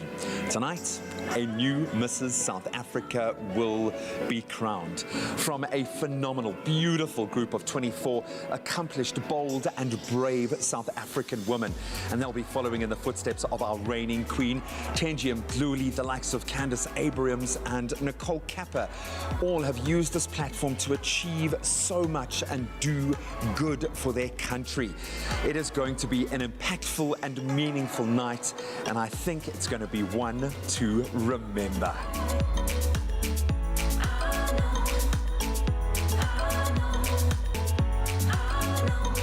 I think it is actually written in fine print, official policy, that there is one person at the event who's allowed to upstage the new contestants in Mrs. South Africa is the reigning champion. It's one thing winning the opportunity, it's another thing utilizing this platform. Did you feel the pressure? Was that a driving force, a motivator? Because there are a lot of eyes looking at you, a lot resting on your shoulders. And what is that one piece of advice that you didn't get that you wish you had? Oh my gosh, it is so much pressure. For me, I only had 8 months and I thought I have to get everything covered in 8 months. But then I thought, I'd rather be impactful and not pressurized. Sure. So if I can give them advice, is just try to do what you can with the most impact and not try to do everything because you won't get to anything. You know that time when you're busy and you get to nothing? So choose a few important things to you and maximize on that, and everything else will be a bonus.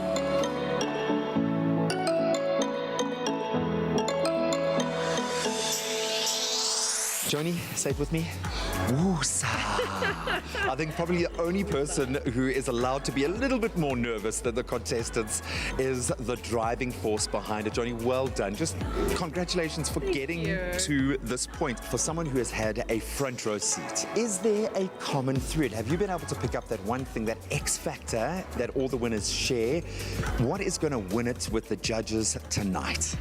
I do think there is an X factor, that tangible X factor that we're always talking about. But at the end of the day, it's really an all-rounded woman that really just has all of those things going for her. She has a heart to serve. She is good with public speaking, and she is obviously graceful. Yeah, just at the end of the day, that whole package. What was that X factor, that thing about you that made you the winner? What is that one element that the ladies tonight have to get right to impress these judges? I think it's important to be real. Bring your personality and who you are forward, and be honest in your questions.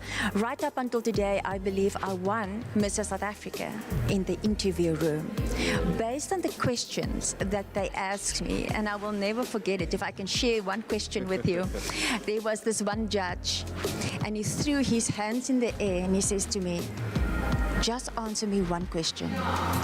Are you happily married?"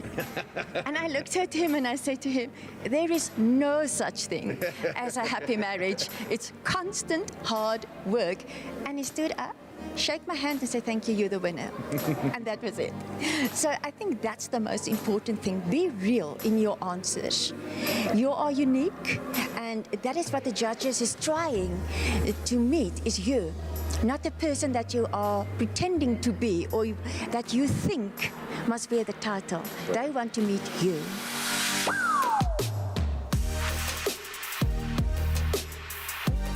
I have to ask, why do this now? Why didn't you do this a year ago, 2 years ago? What was it about your life and where you're at that made you jump at this opportunity now? I think it's a matter of timing. God's timing is his own, and I think a lot of married women would think, great, the year I get married, it's my wedding, and then Mrs. South Africa in that order. But, life throws you curveballs, and so for me, I think there were just too many signs thrown at me to be like, if you're not doing this, you're selling yourself short. I've gained so much just respect for the platform and the industry. More importantly, I've recognized that it's not for me to get personal benefit out of it. So I've realized that there's a call to action that's not for me, but it's for, a bigger community that I haven't even yet engaged with. Ladies and gents, your new Mrs. South Africa is Joe.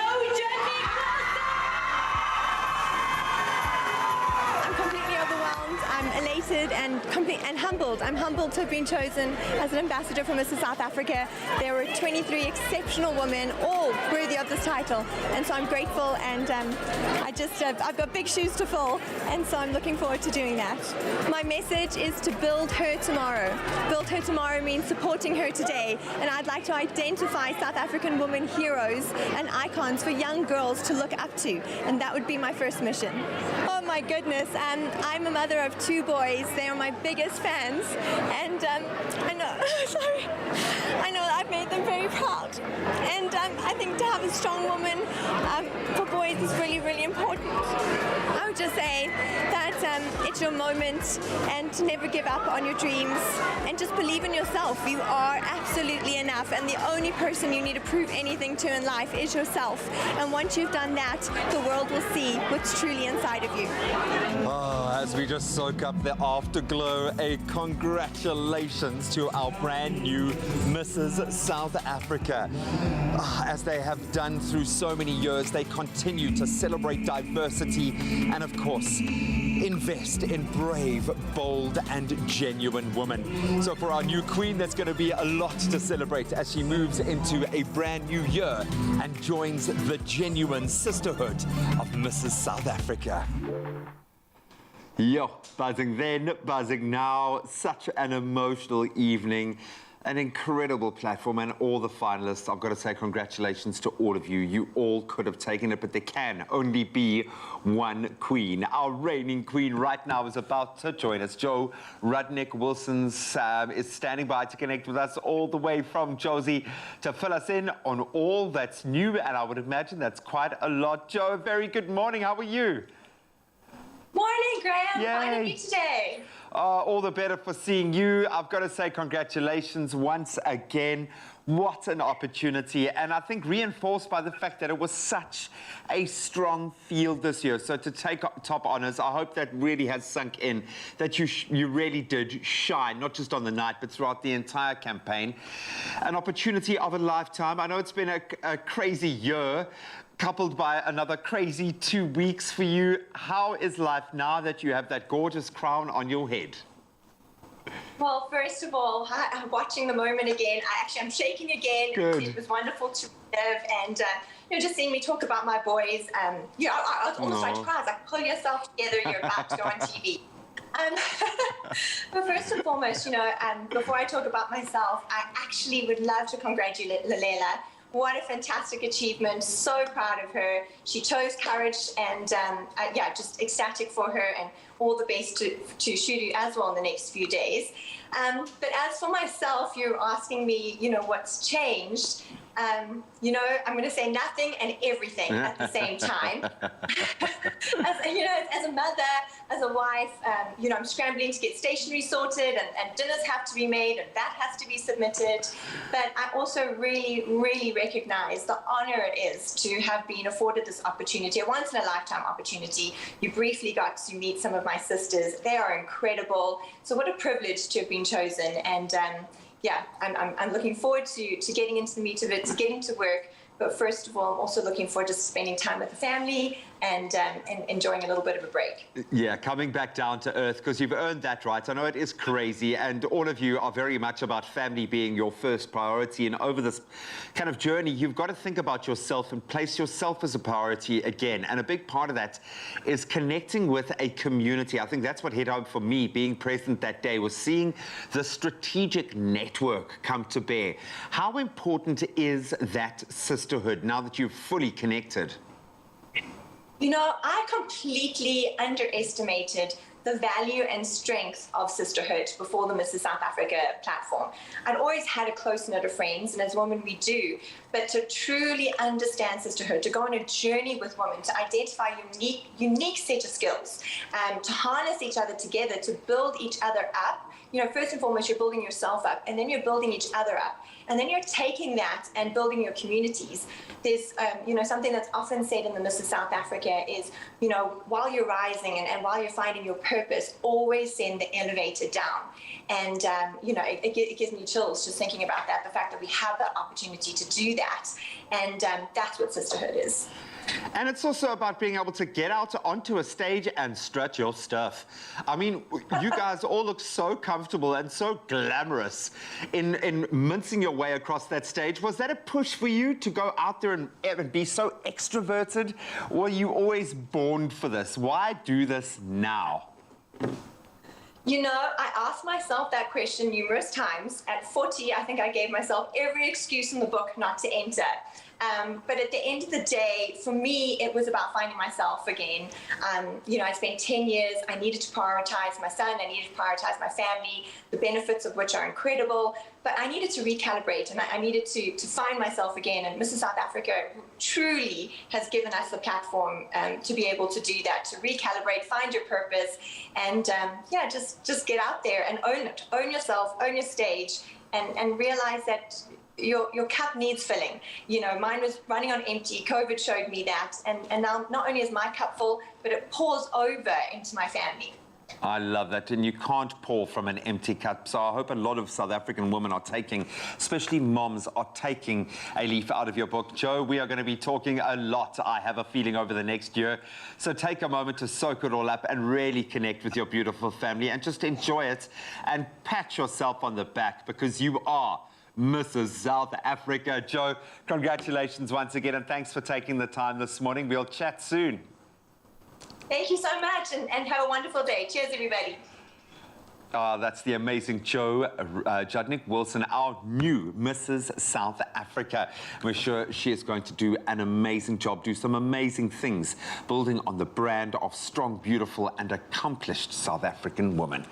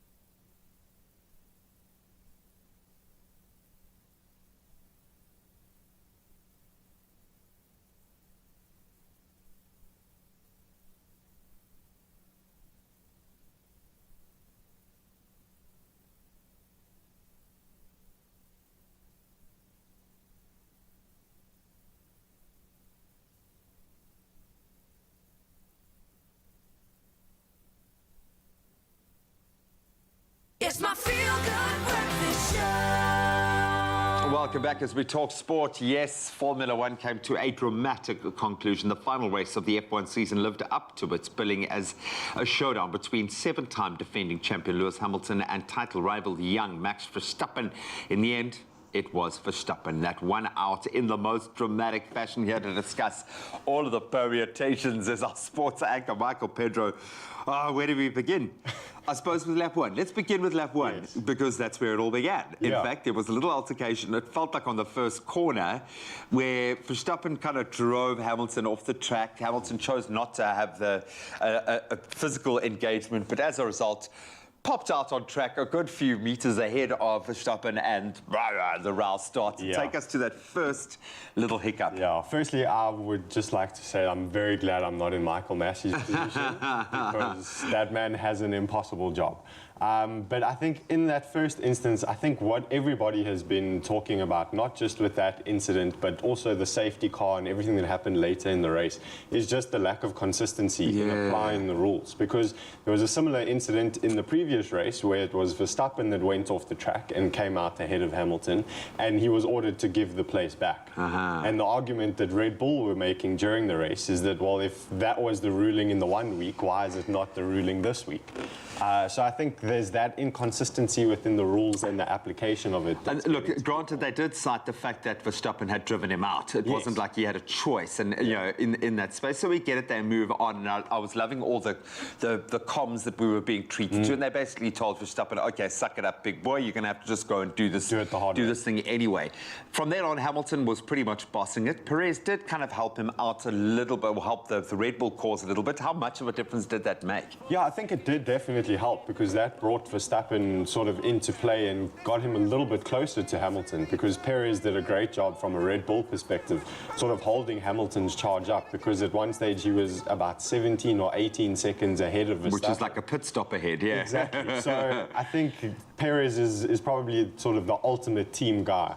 I think he's done that pretty much whenever he can throughout the whole season. He's needed to, yeah, but also play your part. That's what you're being paid to be a part of a team. Yes. And I think you often forget that.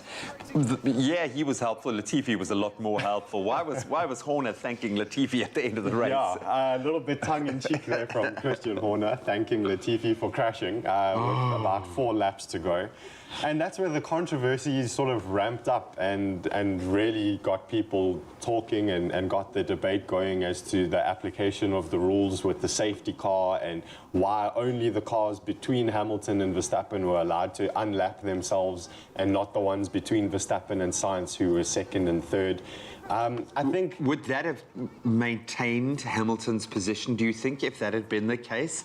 Is there another scenario that could have played out? Do you think decisions could have been made differently? Yeah, I think the thing is Michael Massey probably was trying to do everything he could to ensure that the race didn't finish under a safety car, because that's the way it was looking with only 1 lap to go. They were still clearing Latifi's car off the track, and once it had been cleared, they had to now deem it safe for actual racing to start. You have a race and stop. Yes. So I think from a race director perspective, he didn't want the race to finish under a safety car, which I think would have been... Yeah, for sure. I think the season, yes, given everything that's happened between Verstappen and Hamilton through the course of the season, for it to end on a safety car would have just been a complete injustice. But I think, again, the fact that in the beginning of the safety car, when it was coming to an end, the instruction was that lap cars can't overtake.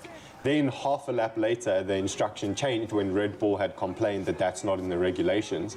Red Bull had complained, and then all of a sudden, only the cars between Hamilton and Verstappen were allowed to unlap themselves, and that's where the controversy comes in. Is the controversy going to last, or is this it? Do you think this is the final word, or can we see any recourse here? Yeah, well, I mean, Mercedes lodged a protest, of course, straight after the race, as they would. Both their claims in terms of the safety car implementation, and then Verstappen, they allege, overtook Hamilton once the safety car had gone in, which you aren't allowed to do until the race sort of restarts proper. Both of those have been rejected. Mercedes have appealed the rejection again. But to the same people. To the same people. So I think this is going to go on for quite a number of days. We love it. Well, we want to savor the drama. We're getting an opportunity to do that. So we feel for the fans of 7-time world champion, because it would have been great to see Hamilton get an 8th and break that world record, but I have a feeling he ain't done yet. No. Dude, great job. Hopefully you enjoyed all of the weekend sporting action, but enough of that. Let's get into now the news highlights as we move into this new week.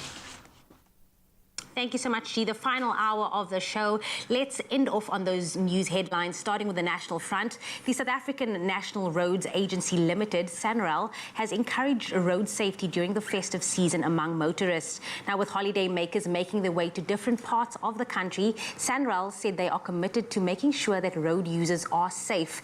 The agency said they have made it easier for motorists to travel by repairing potholes and erecting and maintaining road signs, with more than 3 billion rand worth of infrastructure upgrades across the province of Mpumalanga. Then staying on the national front, the Human Rights Commission, the HRC, has announced that from today, people will not pay more than 500 Rand for a PCR test for COVID-19. The HRC said it had made a major breakthrough in talks with the country's 2 largest labs, Empath and Lancet, to significantly reduce the cost. The Medical Schemes Board had complained about the cost of the polymer chain reaction test, known as PCR. It's been alleged that the cost is unlawfully inflated, excessive, and cannot be justified. Then looking to news further abroad, Sudan's Prime Minister Abdallah Hamdok has replaced all the acting state governors who were appointed by the country's military leader following a coup in October. Hamdok was returned to his post less than a month after being ousted after a deal with the coup leader Gen Abdel Fattah al-Burhan. Hamdok also recently replaced several ministers who had been appointed by the military. Many Sudanese are extremely angry that the military is still playing a role in the country's political scene, and more protests are expected today. And then the death toll from a series of powerful tornadoes on Friday in Kentucky, Illinois, Tennessee, Arkansas, as well as Missouri in the U.S. has risen to at least 94. Dozens are missing and entire towns were destroyed by about 30 tornadoes. Concerns exist that the death toll could climb to more than 100. President Biden has declared a disaster in Kentucky, and local Congressman James Comer, working with rescuers in the ruined town of Mayfield, said it was the most devastating storm damage he had seen in his entire life. And then the safest and exciting way to get into the festive season mood in 2021. Now, with a kilometre of light and a Christmas tree standing almost 10 metres tall, Candy Cane Lane on the rooftop of the Pavilion Shopping Centre in Westville, KwaZulu-Natal brings a fresh twist to the yesteryear memories of driving down Durban's West Street to see the Christmas lights. Now, as part of the centre's festive offerings this year, people can experience Christmas lights from the comfort of their cars. Yes, you heard correct. Motorists can drive through an array of lights and activations, culminating in KZN's tallest Christmas tree. Now, with all COVID-19 protocols in place, Candy Cane Lane is probably the safest and also most exciting way to get into the festive season mood this year. The creator of Candy Cane Lane, Navan Singh, said drive-through experiences was designed to transport visitors into a festive wonderland of lights and even selfie opportunities, all in the comfort of their own vehicle. Candy Cane Lane will continue until January the 2nd from 6:30 p.m. until 9 p.m. each day. And that is where I wrap your news headlines here on your Feel Good Breakfast show. Nature Boy is standing by with a final look at the weather.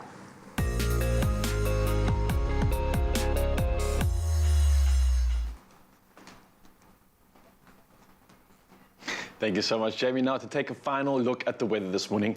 And the South African Weather Service has issued a yellow level 4 warning for severe thunderstorms, resulting in heavy downpours, possible hail, strong damaging winds, and excessive lightning over the central and eastern parts of the Eastern Cape. Now, it also issued a yellow level 4 warning for severe thunderstorms, resulting in heavy downpours, leading to flooding, hail, as well as damaging winds over the central and northern areas of Mpumalanga and the southeastern parts of Limpopo.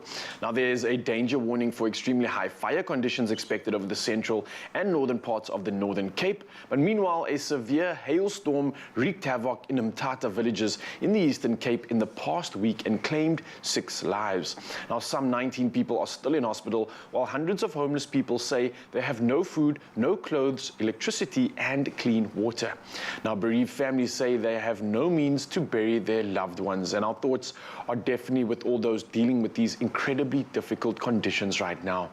But as many of our regular viewers know, we also have a dedicated part of our weather segment to sunrise contributions taken by you, our wonderful viewers. And this morning has been no different. Now, Angus Murphy from Cape Town kicked us off this week with this gorgeous shot taken of an iconic Table Mountain while on a morning boat trip. Majestic stuff indeed. And then Carol Brij-Mohan from Phoenix in Durban captured this silhouetted shot showing off a blue sky scattered with clouds. Oh, beautiful stuff indeed. And then Donovan Daniels kicked us off at 7 a.m. updating us with this gorgeous shot of a moody sky showing off the sun casting an absolutely majestic glow between the clouds. And then Jeanette Swart shared this warm, huge shot of the sun coming up on the horizon, showing off these reds and yellows in the sky as the day begins. Well, again, Mzansi, I can't thank you enough for sending these pictures through.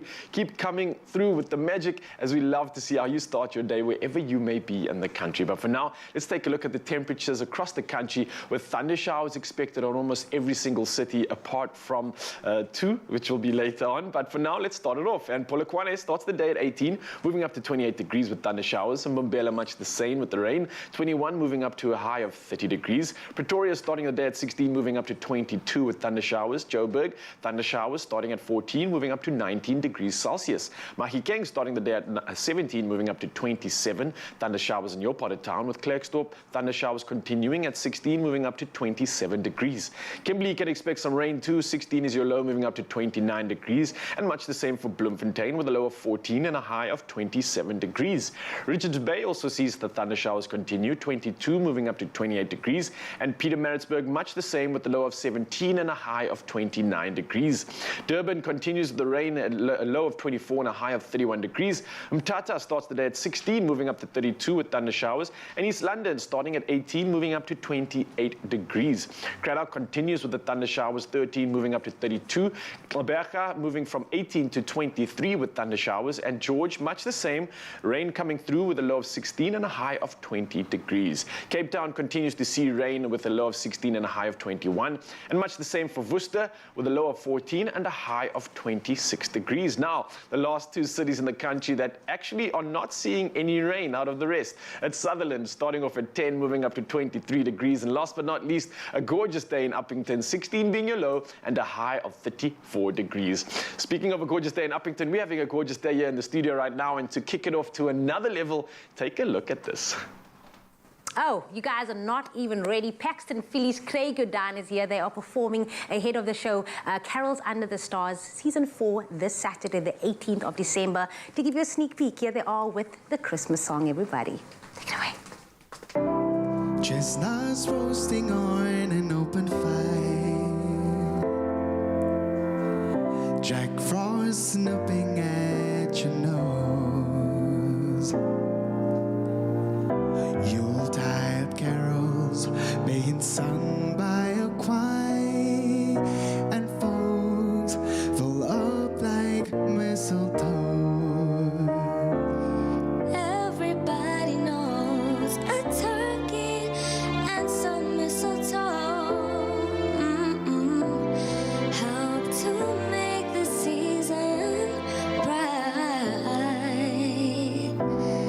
Tiny tots with their eyes all aglow will find it hard to sleep tonight.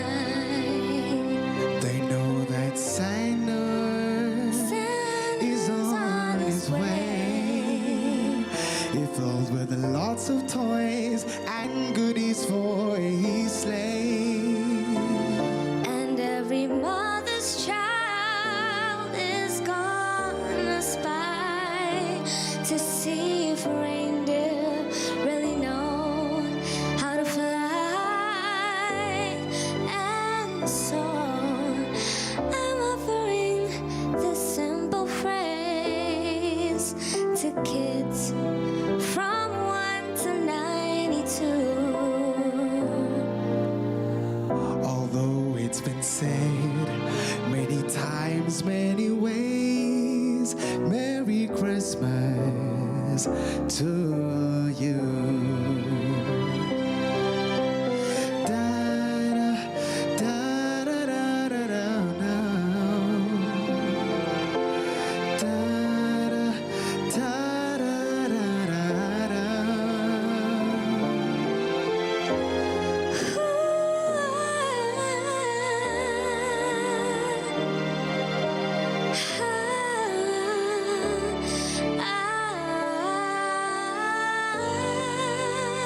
And so I'm offering the simple phrase to kids from 1 to 92.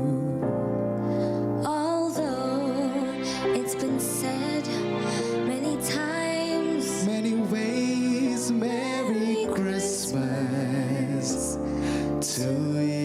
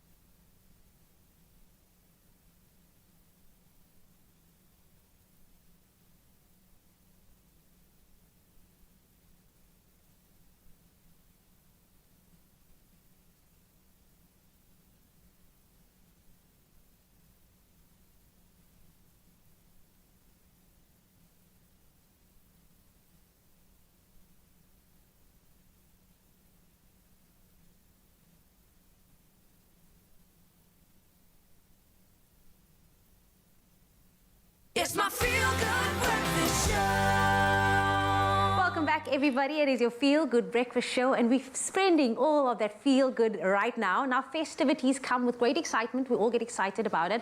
And of course, lots and lots of gifts. Now, this year is all about celebrating moments that matter with those you love dearly. So why not show up and spoil your loved ones with great gifts? Now, beauty editor Miss Nox Mafu is joining me in studio to take us through her beauty gift guide. Are you in the festive feels already? Sissy, I am so in the festive season. Firstly, I'm feeling festive because it's my mom's birthday, so I feel like we need to actually just give her the best time. So happy birthday to Mama Nox. So I feel like it's the best time to talk about gifts also. Yeah, for sure, for sure. Have you been naughty? Have you been nice? Do you feel like Santa is going to be giving you what's on your Christmas list? Firstly, I've worked very hard this year. I feel like I've been very good, so much so that I was like, let me put together like categories in which, you know, if you want to buy someone gifts, there's so many options to buy at this time, because I feel like everyone deserves a really good gift after a very hard year. 100%. Forget those socks and the... No, them gone away. are those I want days. them gone, because beauty is all about taking care of that skin, and I'm a self-care enthusiast, so I always try to find gifts that people can use to feel better, to look better, and definitely just feel confident from within. For sure. So your gift is definitely not going to be repackaged then to send to the other person. Not these ones, babe. These ones I came for sure.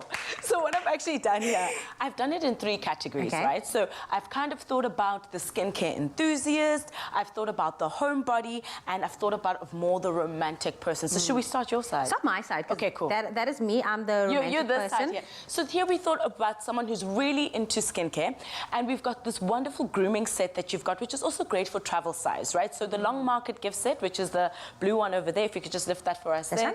This is really lovely because it's got such a great grooming thing. So from the brush to great skincare, and also really bearded stuff for your beard to take care of that. So really good nutrients in that. And then of course, I'm a big fan of clean beauty. So Skin Creamery is always on my list. It's got a range of hydrating oils inside, great exfoliating products. But I think what I love about this is that it's great for travel, you know? And I mean, the gifting is so cute. Yeah, and it smells great as well, which is always a bonus if you are going to be cuddling with this person as well. Exactly. You have better ideas than me. So this is for the homebody, and I think like someone who really loves to stay at home and make their home a sanctuary, this is such beautiful gifts for that. So we've got the Charlotte Rays pillow spray, which is really great. I'm sure you love Obsessed with this item right now. It smells so good. So good, and you can use it as a room mist, and it's really, really great. Smells wonderful. And then we've also got their candle range, which is awesome. So this is great for like just that calming effect that you need. If you want to just chill at home, if you're isolating, if you need to, here's some wonderful ways to feel good while doing so. And then of course, the Floral Street Diffuser. Is diffuser the item of the season? I feel almost as if it's made a comeback and everyone is diffuser crazy, and understand why. I think it's so great. It's about changing your space and making those kind of essential oils which can have calming effects for your mood. These are really great for that. They're reusable, which is also really great. And I think aesthetically, it also adds to your home. So, you know, it's a bit of an interior design choice, but also really nice because it gives so much energy into your home. It really is aesthetic because mine is empty and mine is still on display because I just want people to know that I have a diffuser in my house. Exactly. I even sometimes like spin the sticks around because there's a little bit of flavor at the bottom there. So really great for someone who loves to chill at home.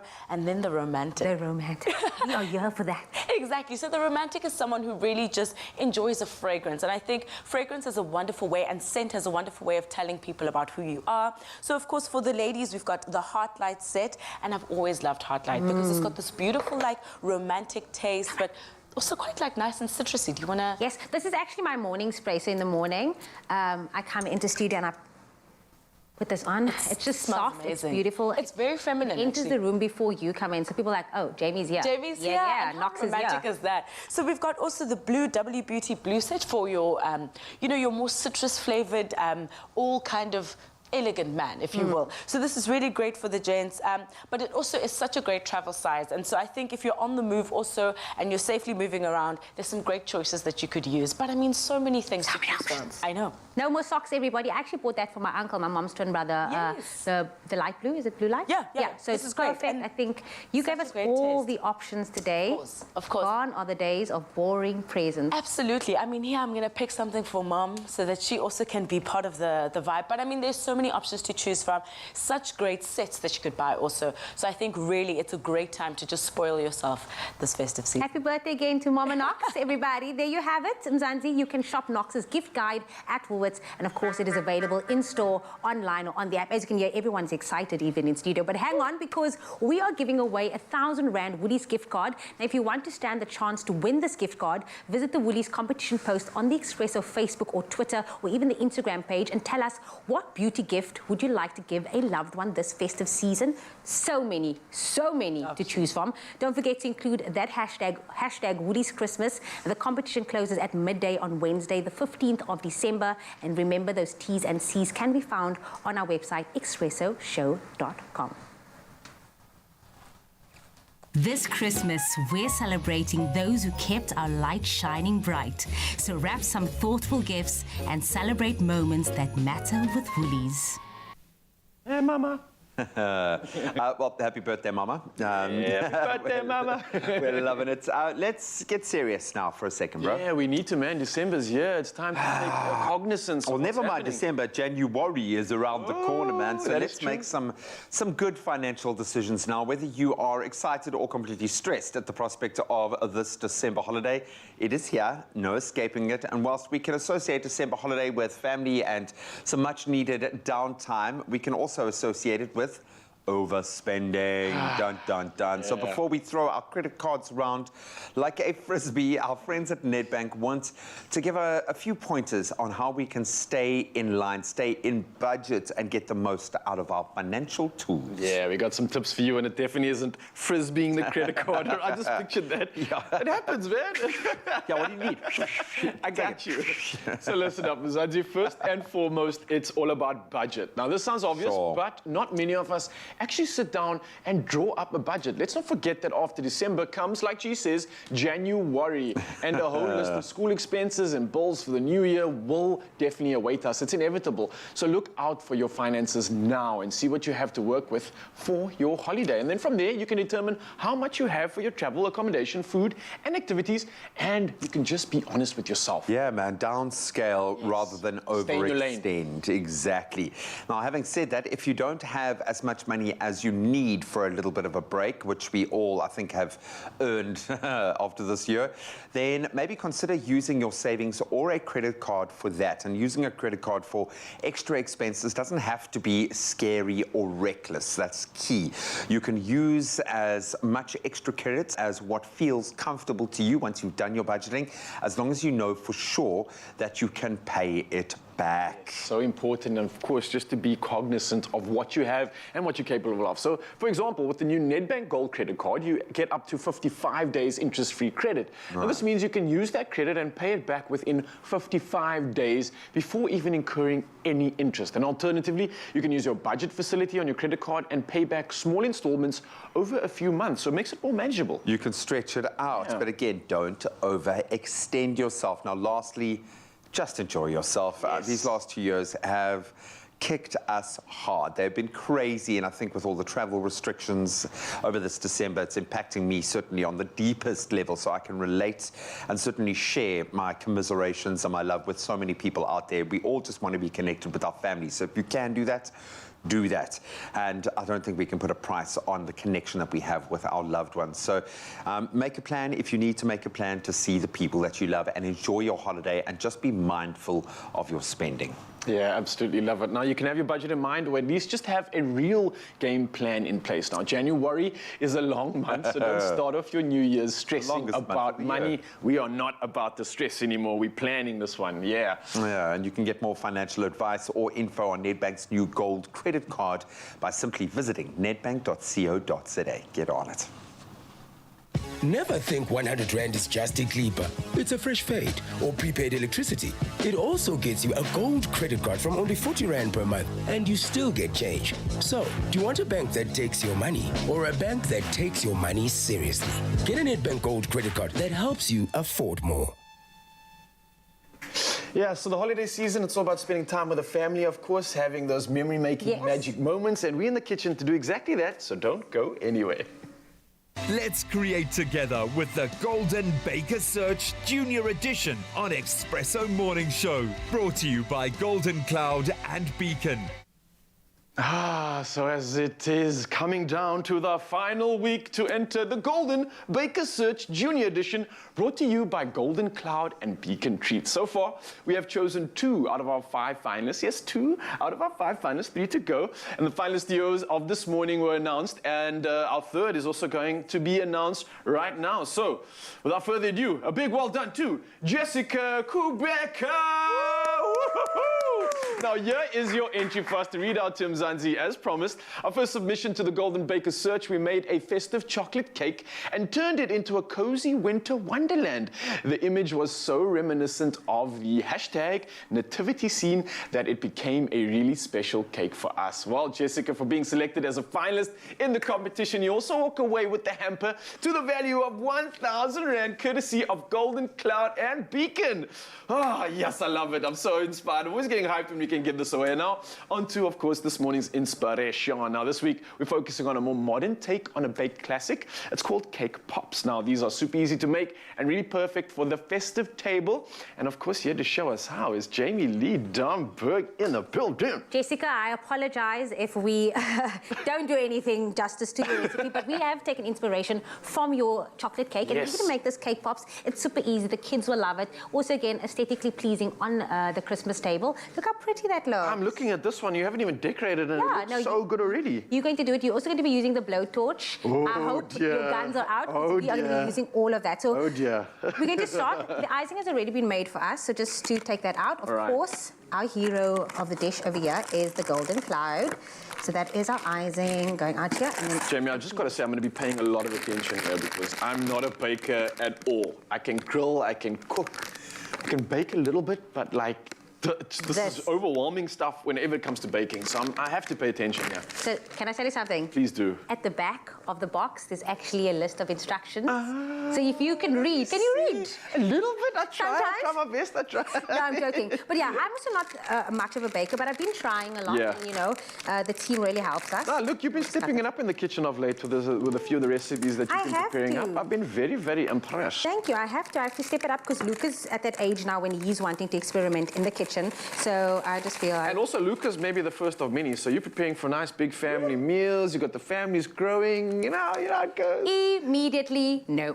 That's not happening. So there we go. So that is our cake mix going in, our Golden Cloud. And then we're adding some coffee. Yeah. Coffee? Yeah. Okay, That's exactly all right. what we're doing. For a little kick. Yes, nice. that's beautiful. I must just say, after cooking with coffee a lot on the show, it is such a perfect combination. Coffee and chocolate somehow, they vibe together indeed. And I love the fact that you've taken pretty much all the hard parts out of this with our cake mix. Using Golden Cloud really helps a lot. There we go. And I think it's imperative to also mention that this is not just a recipe, this is inspiration for that incredible challenge that we're talking about. And remember this, Mzansi, we're looking for creative entries. So what unique ways you can use Golden Cloud and Beacon products to create something special. Now, with these cake pops as an example, they would make a great welcome treat for your guests on Christmas or just as a little treat for anybody coming through on the festive period. I know the kids are going to absolutely love this one. Anything chocolate on a stick. Who's going to say no to that? But again, this is the inspiration that we're looking for. We're looking for something creative, something unique, and this definitely ticks that box. Definitely. Okay, so we don't have a lot of time, obviously TV time, but what we're all going to do is we're then going to put this over into our little baking tray over here. So pop that in nicely. That's going to be nice and gooey, yummy, chocolatey. And you also don't have to worry about putting it all in. I mean, you can always clean the bowl with the rest of the family, right? Yeah, you would do something like that. You're always going to have takers for that one. I remember Mel, the last time Mel baked for us, actually, she was sitting with all the leftover dough and she was just cleaning up. She literally only makes half of the batch and then eats the other stuff just pure raw. I know people are like that. So just pretend I actually fill this up to the brim. You're going to pop this into the oven, 580 degrees. All right. 20 to 25 minutes. You're obviously trying to make sure that it's nice and moist still. You don't want to burn it or overcook it. And then this is what you're going to get. And then you are just going to break it up like this, okay? Oh, so you don't keep it as it is in the tray, you break it up. Yes, so you're going to break it up. And then what you're going to do is you're going to get messy, okay? So you're going to take some of your icing and some of Whoa, are you Mixture. mixing it together? Oh, like a glue. Like a ball, yes. Ah, okay. This is smart stuff. Almost like cementing the cake mix with some chocolate. For sure. How yum does Okay. that sound? So this is obviously going to take some time. You're going to get your hands dirty. Yes. And then that is the end result of our cake pops. And then you're going to pop it into the nice. chocolate. So if you can pop that into the chocolate for me. So take just dip this, it in. right? All Dip right, it in. dip it in the chocolate. There we go. Make sure that everything is nice and cooled yummy. down. There we go. Right. You can pop a biscuit on that. Just like that? Just on top? Just on top. Voila. And now the best part is turn it down, turn it down, turn it Turn it down. down. You are going to use that torch. Pop the marshmallow on as well. Oh, I got you. So like something like this, maybe. You could do it like that. I was not going to do it like that, but I mean, you could definitely do it like And that. then I've got to... And now blow the torch. Wait, you didn't even tell me how to Turn use it, this yeah, stuff. turn it, turn it, turn it, turn it, on. turn it, turn it, all the way, all the way, all the way. You're going to hear it click. All the way. It's not clicking yet. There we go. Whoa, we are live. It's All right. Okay, the flame is on. Let's be careful. Flame. Let's try lift. Oh, marshmallows getting lifted up. Let me just saute that a little bit before I put the chocolate back.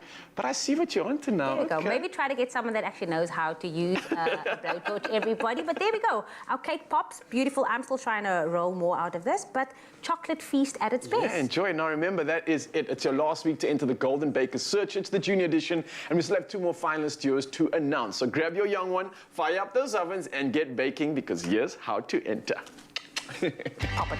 Golden Cloud and Beacon are on the search for South Africa's best baking duo this holiday season. So grab your son, daughter, grandchild, nephew or niece and start creating in the kitchen. To enter, look out for our weekly holiday baking inspiration on air and on our social pages. Then create your own special bake with Golden Cloud and Beacon treats. Take a picture and share it on the Golden Baker Search Junior Edition competition post on the Expresso Facebook or Twitter pages or on our website using the hashtag Golden Baker Search, and tell us why you are SA's best baking duo. You could be one of the 5 finalists competing on TV for the grand prize worth 35,000 Rand. Let's create together with the Golden Baker Search Junior Edition on Expresso Morning Show. Brought to you by Golden Cloud and Beacon.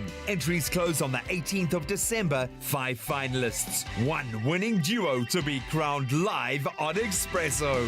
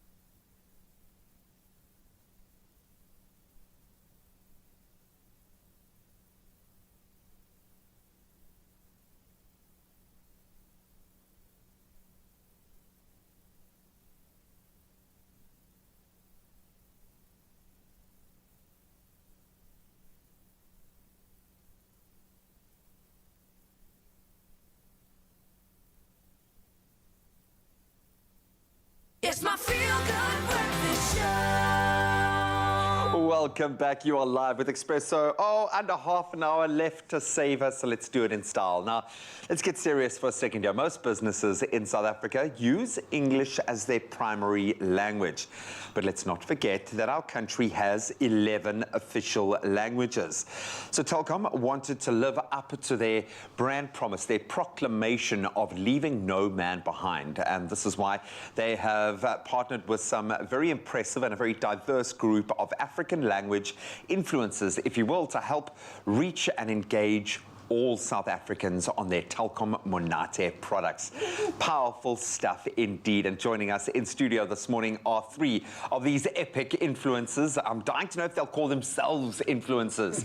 And they are making sure that even the most remote communities in this country are able to stay connected in a language that they actually understand. Please welcome DJ Brian Rekotso, Selby Mkhize, and Martha Leas Brown. I feel like this is like a boxing match, like we were stepping into it was like one of those crazy influencer boxing matches. Yeah. Who do you think would win out of you guys? Definitely Brian. I don't know. My Brian. money's on Selby. Hey, my money's on Selby. My money's on Selby. And I'll be out on round one. So I don't know so much. I don't know so much. You can be the referee. It's fine. I'll box all by myself. Influencers, welcome. Never mind that you've all got glittering careers in media and every other space. You are now influencers. Yeah. And influencing in a way that we should be influencing. This is where commercials and media should be meeting in this kind of space. Abusheni? Aye. Hey, welcome to it, my brother. I have no idea what you're saying, which is, but this is the whole point. We are speaking to each other in languages we don't understand. You are now being afforded the opportunity to connect with your people, your culture. Yeah. How important is it for you to be able to do this, and how has it been connecting with Monate in this way? In fact, the opportunity that I was given by Telkom in the first place, one of the influencers, you know, speaking on radio, FM, it's very important that people hear you speaking in that language, and then you end up, telling them about, what this product is all about in the language that they understand. There's nothing better than that. Completely. Well, you speak to a man's heart, yes. And I mean, we've got some famous quotes in this country about speaking to a man in their language. Was it Madiba who said, you can speak in their language? Okay. Exactly. Nice. Excuse me. We have needed to stay connected. I'm in a situation now where my family's in the UK. Stuck there. I can't be with my children, and we are having to stay connected via video. Horrible. Thank goodness we have got connectivity, and Telkom have said no man gets left behind. They want to democratize. You've been focusing specifically on streaming, on staying connected at home, on education at home, which pretty much every child in this country has had to lean on. What has that journey been like for you, and why was connectivity such an important pressure point? And I must say, by the way, I think everybody's an influencer. You always influence those in your sphere. Our spheres might just be a little bit larger. Theirs are huge. Selby specifically, but yeah. So I think in the end, speaking to someone in their own language is extremely important. We've got such loyal listeners at RSG. They love Afrikaans. We had Ukosi is our sister station, by the way. Before I get to your point, and we had a crossover once and chatted to each other, and see our co-host was also a part of it, and it was so amazing to learn from each other's languages, and we interacted on Twitter with their followers and our followers. It was really so much fun, and I think extremely important. Vital, yeah. We did an interview last week about e-commerce and education for entrepreneurs, and the very low amount of access that entrepreneurs have to data to be able to achieve e-commerce. That's where the future lies. That's where job education lies. For sure. You said, for example, schools, extremely big issue. You know, you think about basic rights as human rights, water and electricity. But then you think about data, and you think it's a stupid statement to say that's a right. It should be a right for a child to have access, for every child to have equal access to data. So you can't operate in this world and be successful and think of a future if you do not have access to data. And I think that is where Telkom comes in and says, I want to give you cheaper data, more accessible data. And the concept of Monate, what is your Monate? Also not just education and earning a living, also connecting to people, you connecting to your family, connecting to friends and people. And I'm so glad they're here in Cape Town, like to have them here for a visit. But yeah, those are important things. And I could go online and ask followers, listen, do you know what monate means? Can you translate it? Because it's not really a word you can translate. It's like lekker. It's a feeling, yeah. You can't really. It's and it was amazing to get the feedback, how people say, I grew up in KZN, you know, I speak fluent Zulu, and this is what it actually means. And, you know, Afrikaans people who didn't know saying, my monate is a chill cup of coffee in the morning. You're helping them discover that. Yeah. So it's those are important issues. Yeah. Sylvia, I'm glad you're here in the person because you need to be seen in the person. Yes, yes. Yeah. You really do. Larger than life. The full appreciation. You look gorgeous this morning, so thank you for that. Yeah. You've been bringing it to the Zulu Nation. Yes. How have the people been connecting to monate? What's the journey been like for you? The journey has been absolutely incredible. It's been absolutely phenomenal. It's been fantastic. They've been enjoying each and every single part of it as well. The fact that they are now being able to understand the brand more, they are now to be...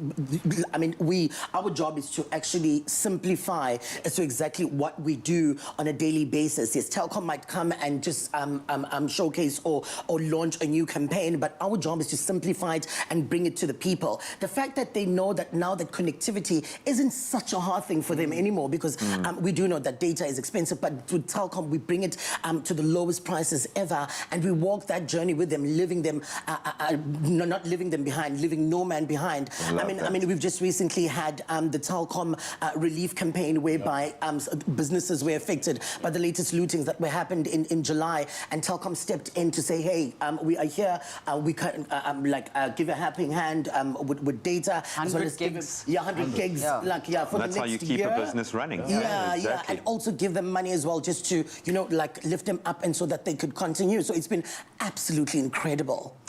I wish we had a lot of time to talk to all of you. You're all so impressive in your own right. Thank you. I know, man, I know. I just want to listen to your voice, that honey that drips off that tongue, man. That bass. Sure, that's going to be echoing in my head for the rest of the day. But ultimately what we're doing here is democratizing data, which is what needs to happen in this country. Thank you for being the amazing, epic influencers that you are. We love you, and Telkom have promised to leave no man behind, to echo what our epic influencers have said, and they have delivered undoubtedly. So make sure that you follow all of Telkom's African language influencers for the latest Monates summer bargains, and there are some amazing ones. You can find it on social media using that hashtag Telkom Monate Vibes. Really easy to find. Let's all stay connected this summer, and we want to cross that digital divide and find our own Monate in the process. When last have the three of us been together? Let's do it. We will be able to roll this out pretty much immediately. I've got this. You both better be on that plane tomorrow.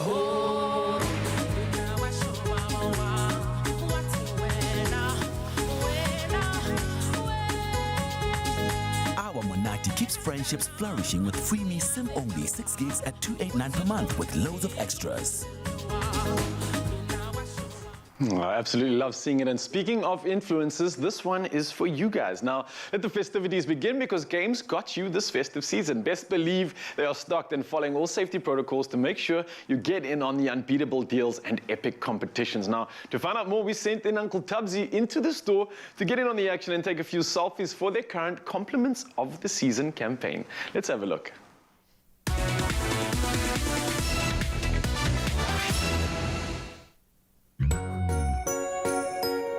This one is for all the selfie takers out there, and I know you love to take selfies. Here is what's happening. Game is going all the way out this festive season. They've launched a festive selfie booth, which is right behind me, and that gives you, simply by taking a selfie, the chance to win a 5,000 Rand game shopping voucher at selected game stores. All you have to do is take a selfie, upload it onto Twitter, and Game will create a festive Twitter mosaic, collecting all stunning photos, and you stand the chance to win.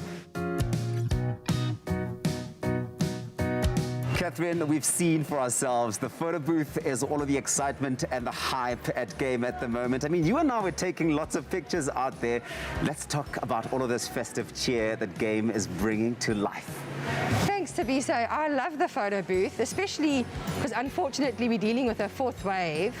So a lot of families that were ready to go to Santa's workshop and Father Christmas, they unfortunately can't do it. So what we wanted to do at Game was bring a special, very open, as you could see outside, photo booth for the whole family to have a beautiful festive photo for 2021 and still win a 5,000 Rand game voucher. It's worked so well, and I see a lot of people really enjoying it. Who doesn't want that, right? Very exciting. So all they need to do is put their photo on our Twitter mosaic, and we plan to have the biggest, most beautiful Twitter mosaic in retail.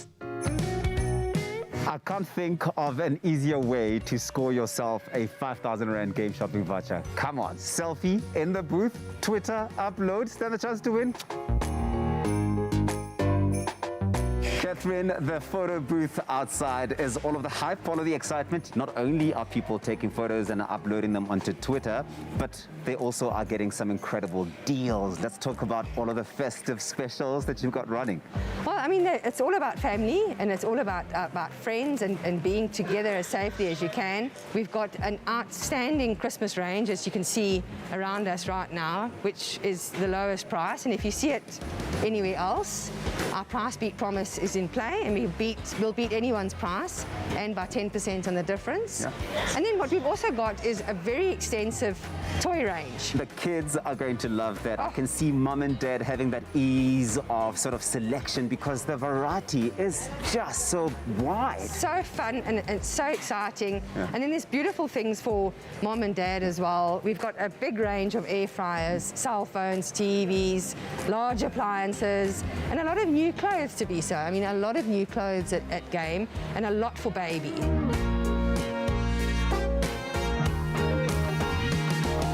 The key takeout for this year is that we beat any price. And there's a few things that we've got going for different groups of people for the festive season. We know it's been a hard year, and my whole strategy is to make sure that all of South Africa can have a wonderful Christmas for less, and that will beat any other retailer's price by 10% on the difference.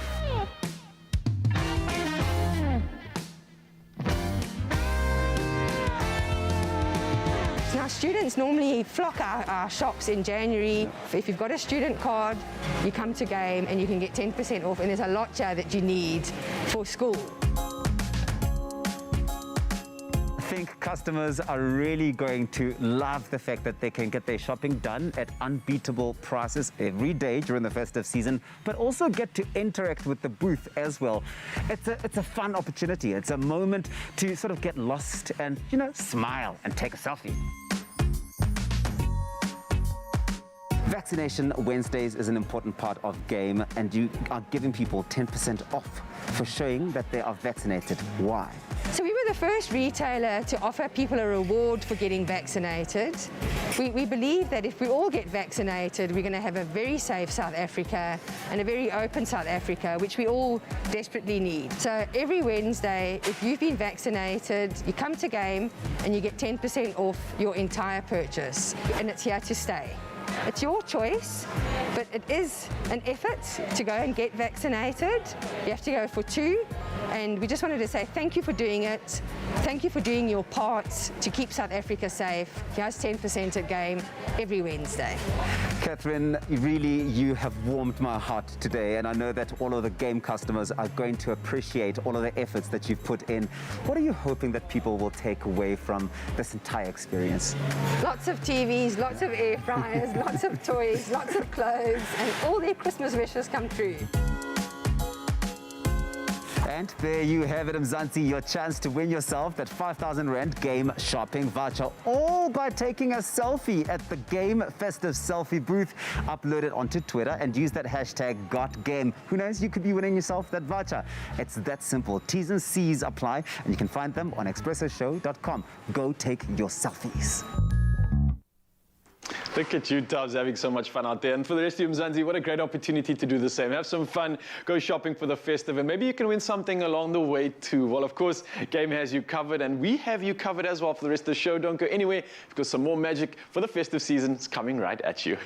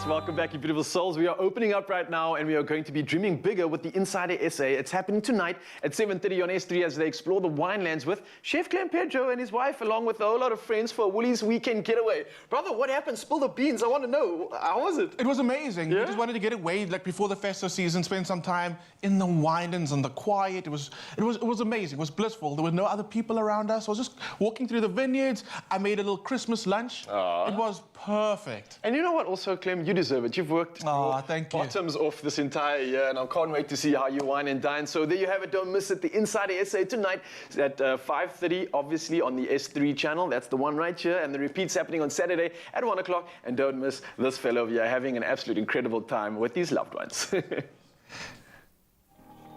Open up to dreaming bigger with the Insider SA this Monday at 5:30 as Woolworths makes outdoor living and entertaining effortless this summer with gorgeous greens and natural, sustainable fabrics by day and sparkling evening wear that says it's time to shine. Shop it at Woolworths, available in-store, online and on the app. That's the Insider SA this Monday evening at 5:30. Repeat Saturday at 1 on S3. Wow, yeah, but Mzansi, today is the day that we are taking an entertainment platter to a whole new level. Now, Clem Chef is here. He's going to show us how easy it is to create a scrumptious platter. We've got chicken strips, tempura prawns, southern fried chicken and calamari, as well as some other prawn stickers, which are going to be absolutely yummy, and it's perfect for the season. The big family's coming through.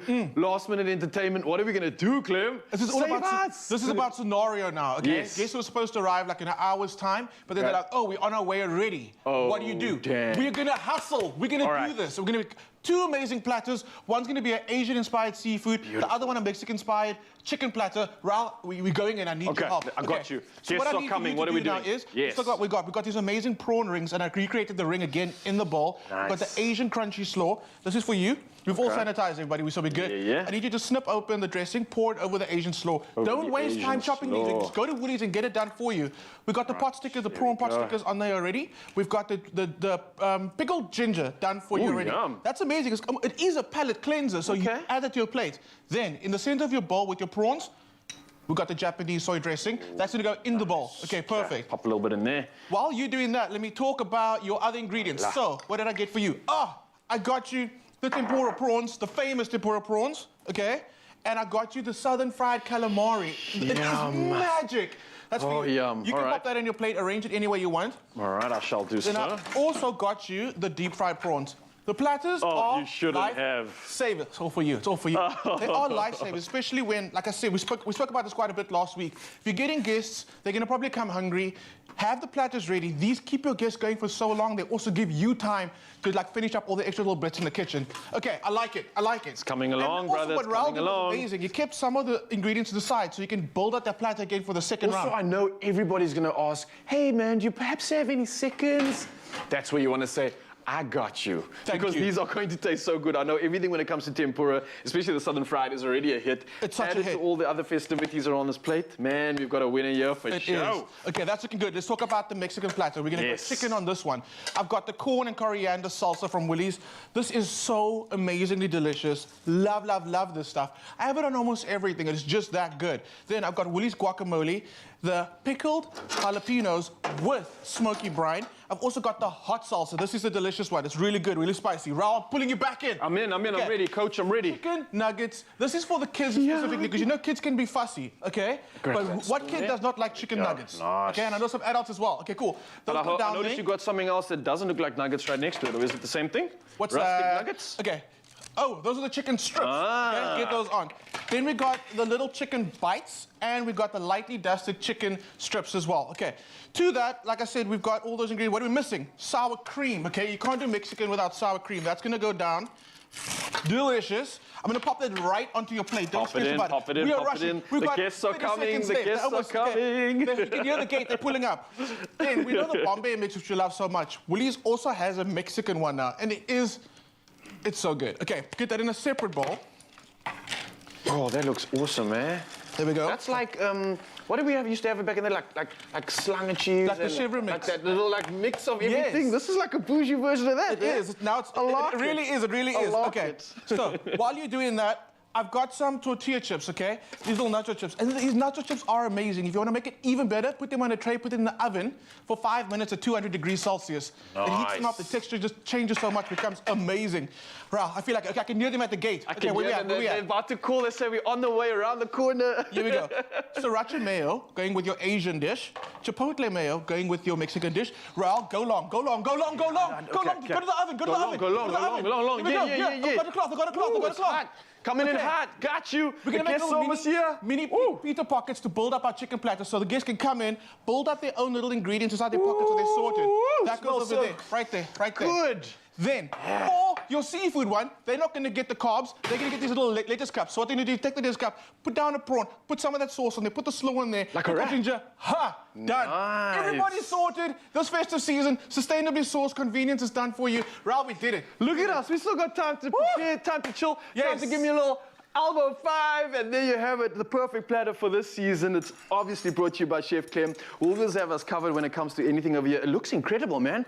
A little bit of zhuzh, a little pizzazz. Guys, there you have it. This is how you do it. This is how you do it this festive season.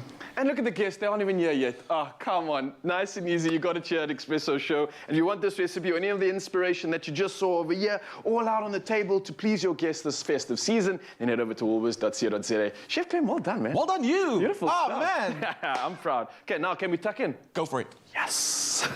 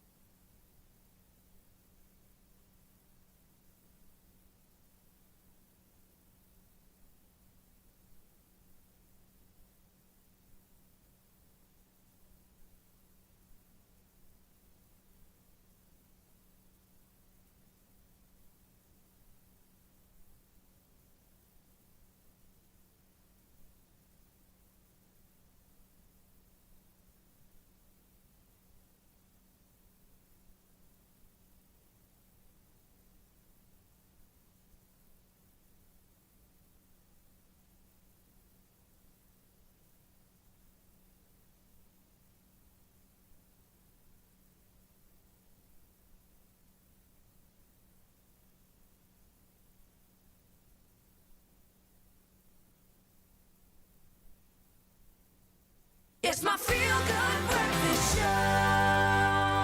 Welcome back, everybody. This is your Feel Good Breakfast Show. Have yourself a Merry, Merry Christmas. And Lauren Erasmus is here to perform just that song for all of you. Take it away.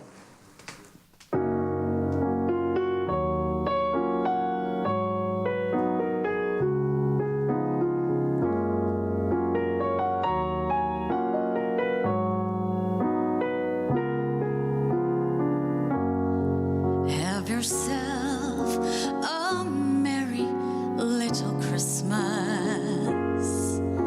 Let your heart be light. From now on, our troubles will be out of sight.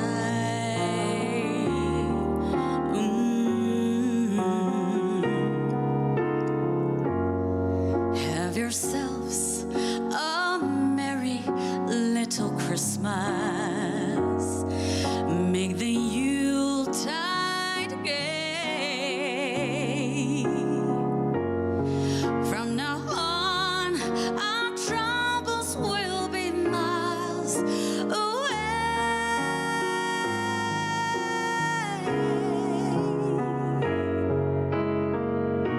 Here we are as in olden days, happy golden days of yore. Faithful friends